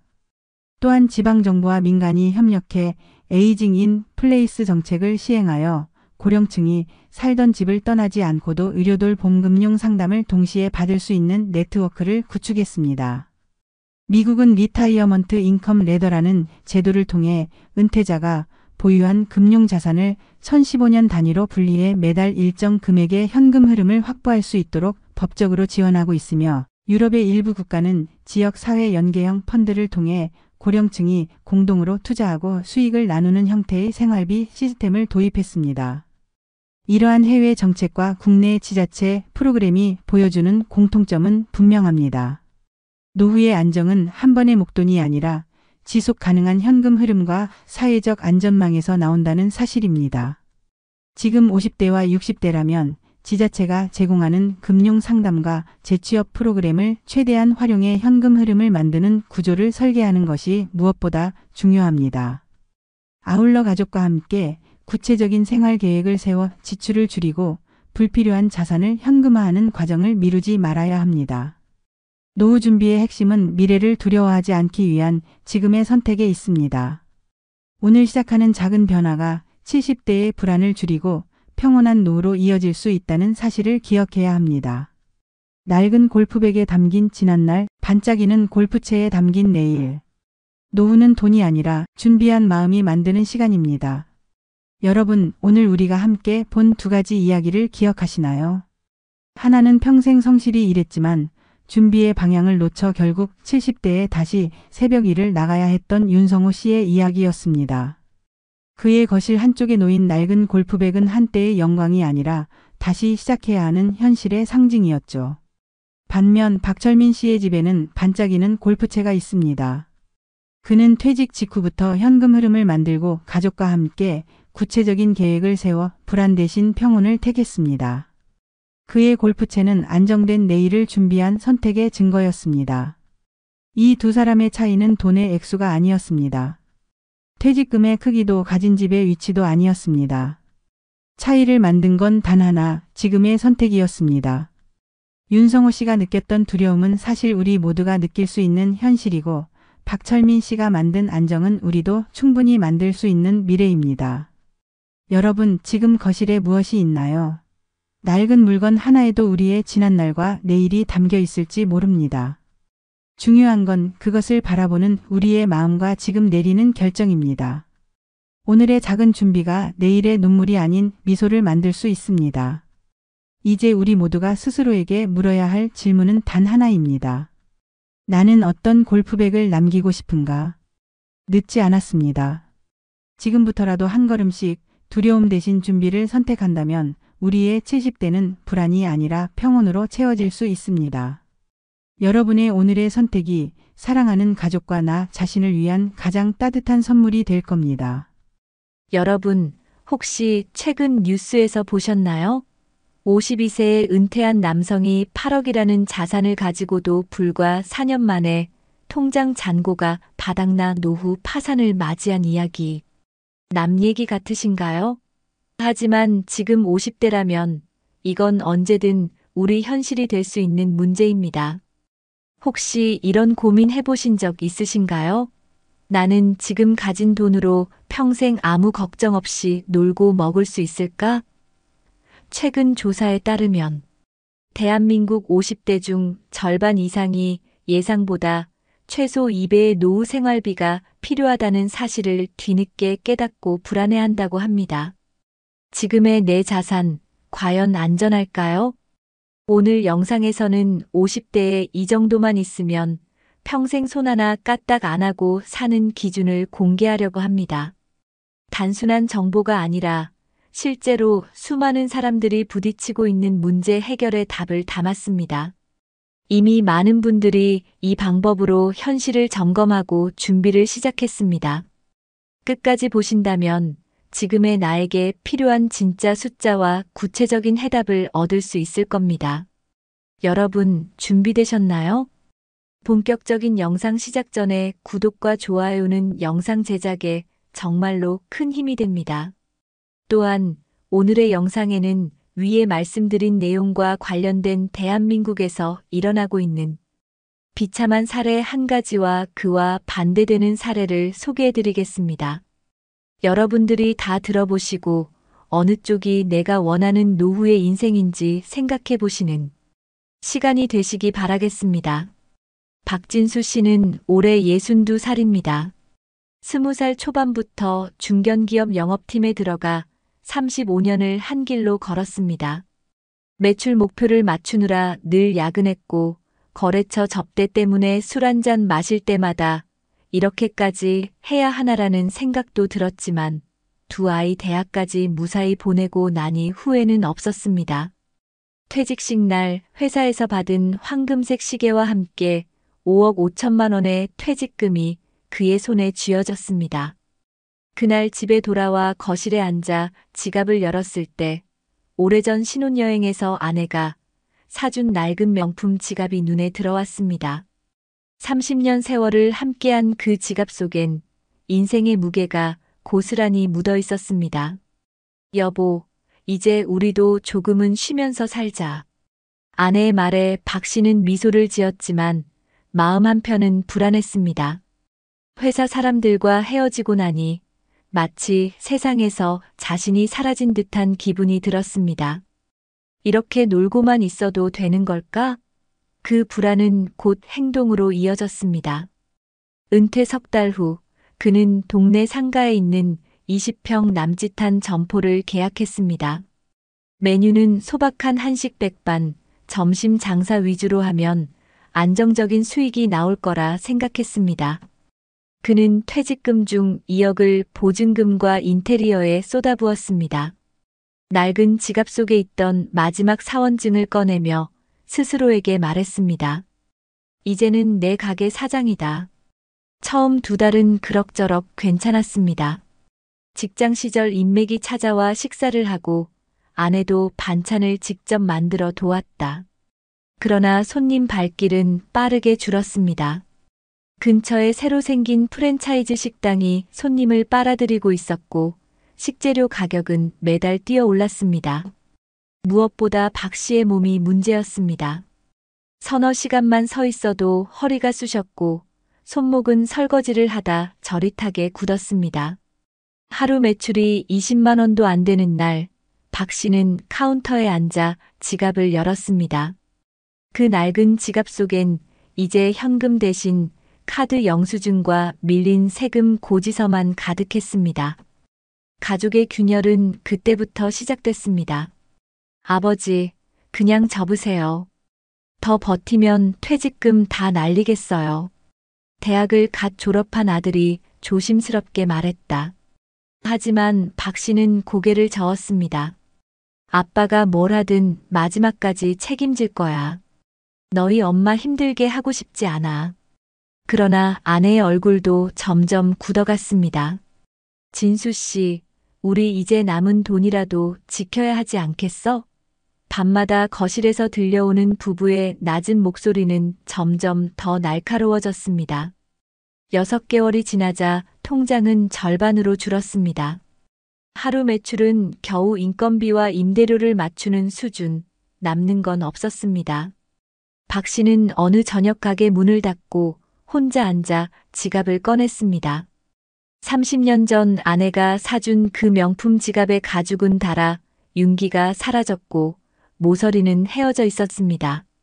지갑 속에 끼워둔 가족 사진을 꺼내다 그는 처음으로 두려움을 느꼈습니다.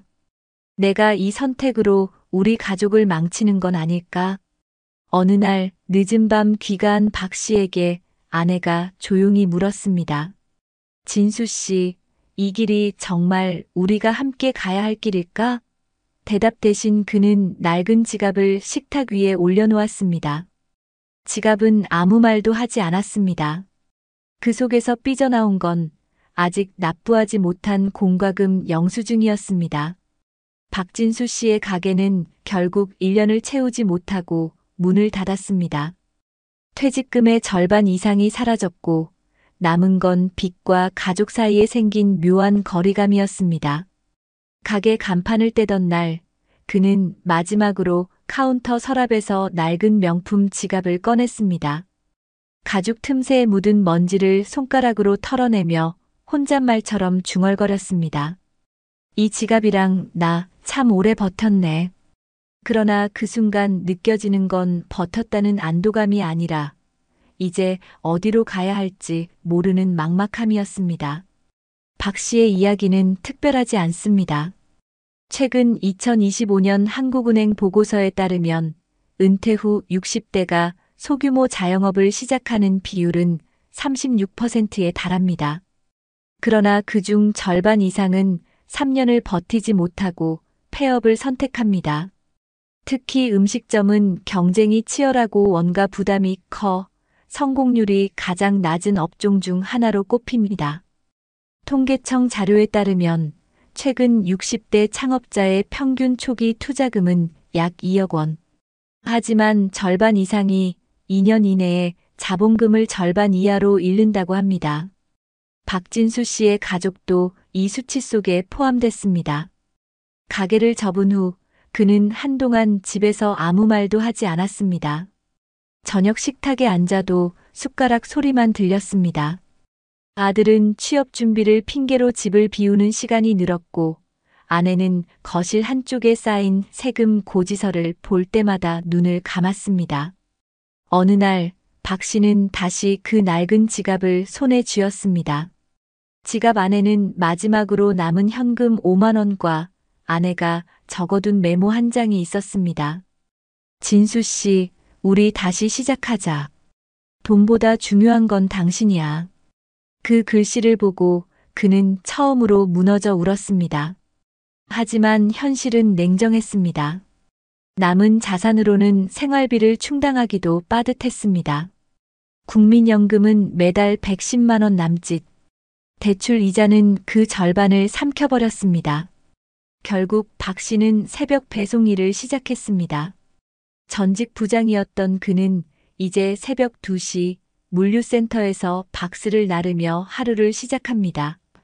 한겨울 차가운 공기가 폐로 스며들 때마다 그는 자신에게 묻습니다. 이게 내 은퇴 후 모습이었을까? 전문가들은 말합니다. 은퇴 후 창업은 충분한 시장 조사와 자금 계획 없이 시작할 경우 퇴직금을 잃는 가장 빠른 길이 될 수 있습니다. 실제로 한국노동연구원 조사에 따르면 은퇴 후 자영업 실패가 가족 갈등으로 이어지는 경우가 65%를 넘는다고 합니다. 박 씨의 가정도 예외가 아니었습니다. 어느 저녁 아내는 조심스럽게 입을 열었습니다. 진수 씨, 우리 이대로 가다간 우리 가족 무너질 것 같아. 박 씨는 아무 말도 하지 못한 채 지갑을 쥔 손만 꼭 움켜쥐었습니다. 그 낡은 명품 지갑은 이제 더 이상 부의 상징이 아니었습니다. 그건 단지 한 남자의 지난 세월과 무너져가는 자존심을 담은 작은 상자일 뿐이었습니다.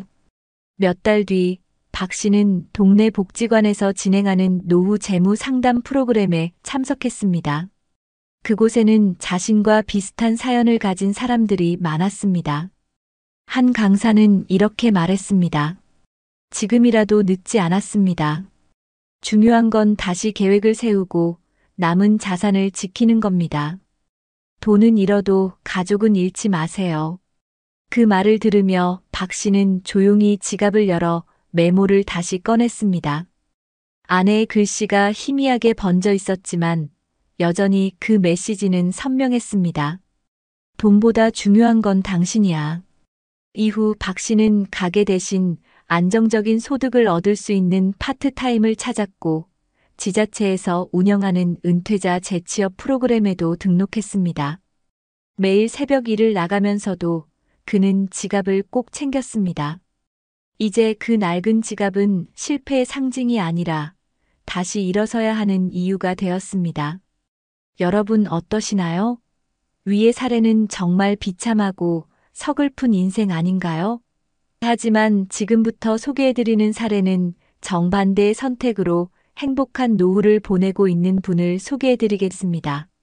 올해 64이 된 김세훈 씨는 한때 대기업 연구소에서 근무했던 평범한 직장인이었습니다. 그는 퇴직을 10년 남겨둔 50대 초반부터 노후 준비를 본격적으로 시작했습니다. 퇴직금은 많아야 5억 원대일 거라는 걸 알고 있었기에 퇴직금만 믿고 살 수는 없다는 생각이 그를 움직였습니다. 김 씨가 처음 한 일은 가계부를 새로 쓰는 것이었습니다. 그 가계부 첫 장에는 이런 문장이 적혀 있었습니다. 앞으로의 20년은 돈을 버는 시간이 아니라 돈을 지키는 시간이다. 그는 우선 생활비를 정확히 계산했습니다. 교육비와 대출이자를 제외한 순수 생활비는 매달 약 220만 원. 그는 그 수치를 기준으로 은퇴 후 예상 생활비를 산정했고 매년 물가 상승률 2%를 반영해 최소 400만 원 이상의 월 지출이 필요할 거라 계산했습니다. 그리고 이 금액을 준비하기 위해 4개의 노후 파이프라인을 만들었습니다. 첫째, 국민연금과 퇴직연금. 둘째, 안정적인 배당형 금융자산. 셋째, 작은 규모의 임대 수익. 넷째, 은퇴 후에도 할 수 있는 소규모 파트타임 계획. 김 씨 부부는 과감한 결정을 내렸습니다. 서울 외곽에 있던 32평 아파트를 팔고 경기도의 25평 신축 아파트로 이사했습니다. 이 선택으로 대출을 모두 갚고 현금 2억 원을 확보했습니다. 아내는 처음엔 불안해했습니다. 여보, 이렇게까지 해야 해? 그러나 김 씨는 흔들리지 않았습니다.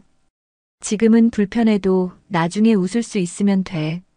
남은 시간은 우리 편안한 노후를 위한 투자야. 이 대화는 이후 두 사람의 인생을 바꾼 시작점이 되었습니다.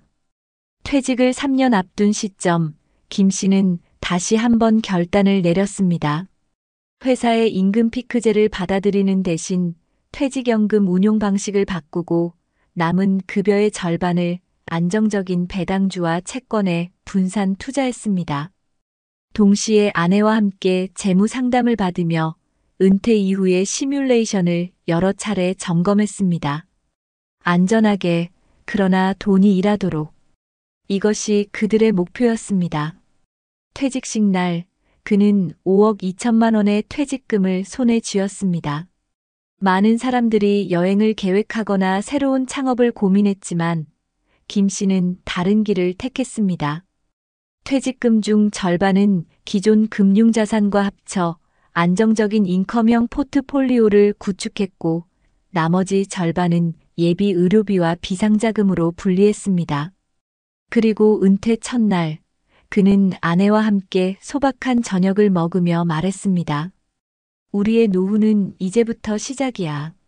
하지만 난 두렵지 않아. 준비했으니까.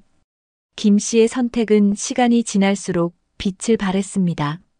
매달 국민연금 130만 원, 퇴직연금에서 90만 원, 그리고 소형 오피스텔 임대 수익으로 70만 원. 총 290만 원이 고정적으로 들어왔고 금융자산에서 나오는 배당과 이자, 수익으로 월 120만 원을 추가 확보했습니다. 합계 약 410만 원의 안정적인 현금 흐름. 그는 손 하나 까딱 안 해도 매달 생활비를 충당할 수 있었고 남는 돈은 다시 자산으로 쌓였습니다.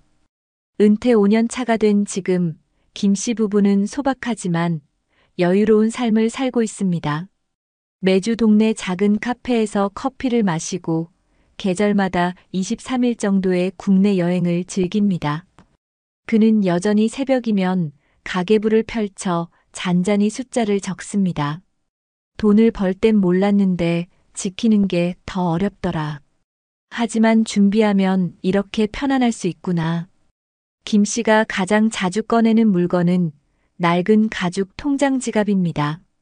그 안에는 그가 적어둔 한 문장이 지금도 선명히 남아 있습니다. 퇴직 후의 자유는 퇴직 전의 준비에서 시작된다. 그 문장을 볼 때마다 그는 스스로를 다독입니다. 우린 잘 해냈어. 그리고 앞으로도 잘할 거야.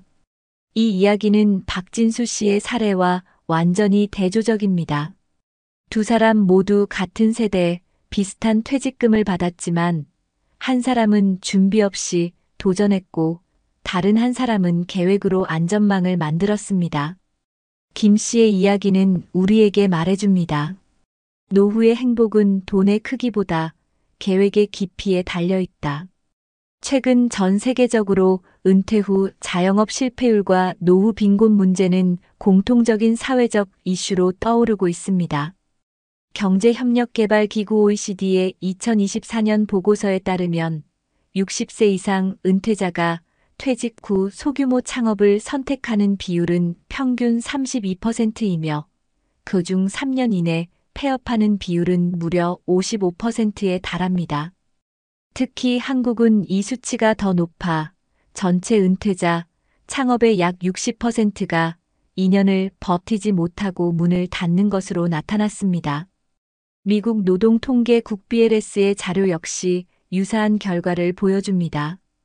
2023년 기준 55세 이상 창업자의 48%가 초기 자본의 절반 이상을 24개월 안에 잃었고 재정 회복 없이 재취업 시장으로 돌아가야 했습니다. 이런 수치는 박진수 씨의 사례가 결코 예외적인 이야기가 아니라는 것을 보여줍니다. 특히 음식점과 소규모 외식업은 은퇴자, 창업 업종 중 가장 높은 폐업률을 기록하는 분야입니다. 미국 스탠포드 연구소에서 발표한 보고서에 따르면 60대 이상 창업자의 음식점 업종 평균 생존 기간은 18개월에 불과하며 초기 투자금의 평균 손실률은 63%를 넘습니다. 이 보고서는 노후 창업 실패가 단순히 개인의 경영 능력 부족 때문이 아니라 구조적인 문제에서 비롯된다고 지적합니다. 첫째, 은퇴자는 현역 시절에 비해 체력과 회복력이 떨어져 장시간 노동을 지속하기 어렵고, 둘째, 급변하는 시장 환경과 온라인 플랫폼 기반의 경쟁에 적응하는 데 한계가 있기 때문입니다. 실제로 한국노동연구원이 2025년 발표한 자료에서도 은퇴 후 창업에 실패한 사람들 중 67%가 체력적 한계를 가장 큰 이유로 꼽았고 61%는 예상치 못한 고정비 상승을 실패 원인으로 들었습니다. 여기에 더해 은퇴 후 창업 실패가 가족 관계에 미치는 영향은 매우 크다는 연구 결과도 있습니다. 영국 런던 경제연구소 LSE의 장기 추적 조사에 따르면 은퇴 후 자영업 실패를 경험한 가정의 70%에서 부부간 갈등이 심화되며 그중 30%는 장기적인 관계 손상을 겪는다고 보고되었습니다. 한국 역시 이 수치와 크게 다르지 않으며 한국보건사회연구원 조사에서 은퇴 후 창업 실패 가정의 64%가 가족 간 대화 단절을 경험했다고 답했습니다. 경제적 손실과 함께 찾아오는 정서적 불안정은 노후 삶의 질을 급격히 떨어뜨리는 주요 요인 중 하나로 꼽힙니다. 반대로 은퇴 5년에서 10년 전부터 단계적으로 자산 구조를 점검하고 생활비를 시뮬레이션한 사람들의 경우 은퇴 후 파산 위험이 70% 이상 감소한다는 통계도 있습니다. 캐나다 토론토 재무연구소의 2024년 보고서는 은퇴 전 10년 동안의 준비가 은퇴 후 20년의 삶을 결정한다고 명시하며 안정적인 현금 흐름을 만드는 4개의 소득 파이프라인 공적연금, 퇴직연금, 금융자산, 임대 소규모 수익의 중요성을 강조했습니다. 실제로 이 4가지 소득원을 평균적으로 보유한 가정은 그렇지 않은 가정에 비해 노후 파산율이 절반 이하로 줄어드는 것으로 나타났습니다. 이처럼 수많은 해외 통계와 국내 조사 결과는 하나의 메시지를 공통적으로 전달합니다. 은퇴 후 창업은 계획 없는 도전일 경우 퇴직금을 잃는 가장 빠른 길이 될 수 있으며 철저한 자산 점검과 현실적인 시뮬레이션 없이 시작하는 가게는 평균적으로 2년을 넘기지 못한다는 것입니다. 그리고 이 모든 데이터는 결국 박진수 씨의 낡은 명품 지갑에 담긴 이야기가 단순한 개인의 실패담이 아니라 지금 이 순간에도 수많은 60대가 맞닥뜨리고 있는 한국 사회의 냉혹한 현실임을 증명하고 있습니다. 그렇다면 이런 문제를 어떻게 막을 수 있을까요? 전문가들은 한 목소리로 말합니다. 은퇴 후의 안전은 미리 준비한 시스템과 지역사회의 도움에서 시작된다. 첫 번째 해결책은 은퇴 전 10년 동안 현실적인 자산 점검과 생활비 시뮬레이션을 꾸준히 하는 것입니다. 특히 노후의 지출은 단순한 소비가 아니라 생존과 직결되기 때문에 공적연금, 퇴직연금, 안정적인 금융자산, 소규모 수익원으로 구성된 최소 4개의 파이프라인을 만드는 것이 필수라고 조언합니다. 이를 지원하기 위해 대한민국 여러 지자체에서는 실제로 다양한 프로그램을 운영하고 있습니다. 서울시는 50 캠퍼스를 통해 중장년층을 대상으로 은퇴 후 재무 설계, 소규모 창업 리스크 관리, 대체 소득 창출 교육을 무료로 제공합니다. 부산광역시는 5060 시니어 금융 클리닉을 운영하여 퇴직 전후 자산 점검과 노후 파산 예방 컨설팅을 지원하고 있으며 경기도는 중장년 재취업 지원센터에서 은퇴자에게 소득형 파트타임 연결과 금융 상담을 동시에 제공합니다. 이런 프로그램을 적극적으로 활용하면 퇴직금을 한 번의 잘못된 선택으로 잃는 위험을 크게 줄일 수 있습니다. 두 번째는 노후의 생활비를 줄이는 동시에 지역사회와 연결되는 방법입니다. 전라북도와 강원도 일부 시군에서는 고령층이 자신의 집 일부를 공유 공간으로 개조하고 지역 지원금과 함께 임대 수익을 얻는 시니어 셰어하우스 프로젝트를 진행 중입니다. 이는 단순히 수익 창출을 넘어 고립을 막고 생활비 부담을 낮추는 효과를 주고 있습니다. 세 번째는 해외의 성공적인 정책에서 해법을 찾는 것입니다. 일본은 빠르게 고령화된 사회에서 은퇴 후 자영업 실패를 줄이기 위해 라이프 시프트 금융상담소를 전국에 설치해 퇴직 5년 전부터 의무적으로 재무 점검을 받도록 했고, 이 과정을 거친 가정은 노후 파산율이 40% 가까이 줄었다는 결과가 나왔습니다. 독일은 은퇴자 소규모 창업의 위험성을 낮추기 위해 일정 나이 이상의 창업자에게 초기 자본의 일부를 정부 보증으로 대체하고 사업 실패 시 일정 비율을 사회 안전망으로 보전해주는 시니어 세이프티 펀드를 운영합니다. 이 제도 덕분에 60대 이상 창업자의 3년 생존율이 유럽 평균보다 12% 이상 높게 유지되고 있습니다. 이런 해외 사례는 한국에서도 충분히 적용 가능한 모델로 평가됩니다.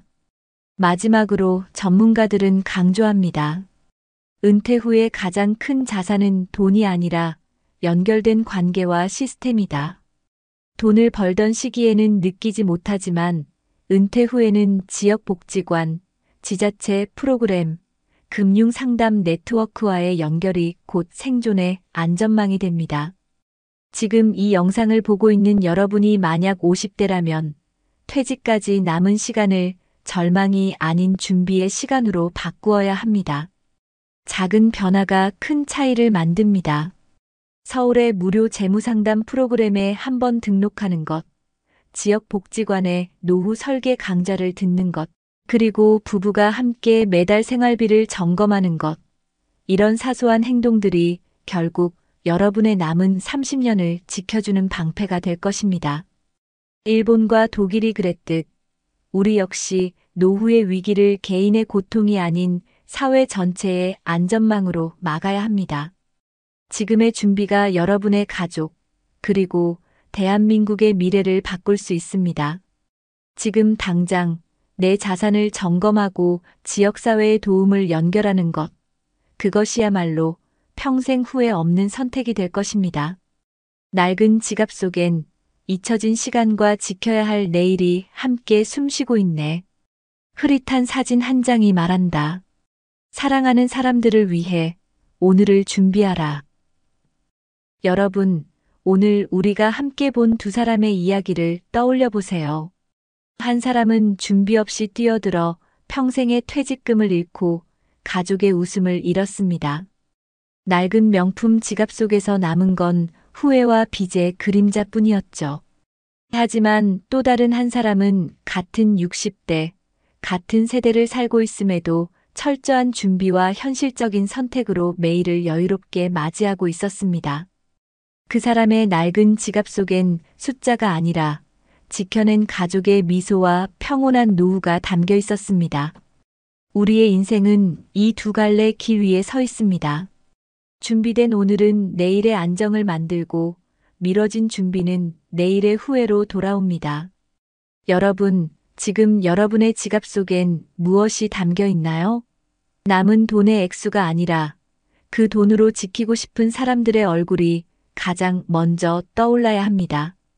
행복한 노후는 거창한 부자가 되는 데서 시작하지 않습니다. 지금 손에 쥔 작은 준비, 가족과의 대화, 그리고 내일을 위한 한 걸음에서 시작됩니다. 오늘 이 영상을 닫은 후 여러분의 지갑을 한번 열어보세요. 그 속에 담긴 시간과 사랑을 위해 지금 우리가 할 수 있는 준비를 시작합시다. 여러분의 노후가 후회가 아닌 감사의 눈물로 채워지길 진심으로 바랍니다.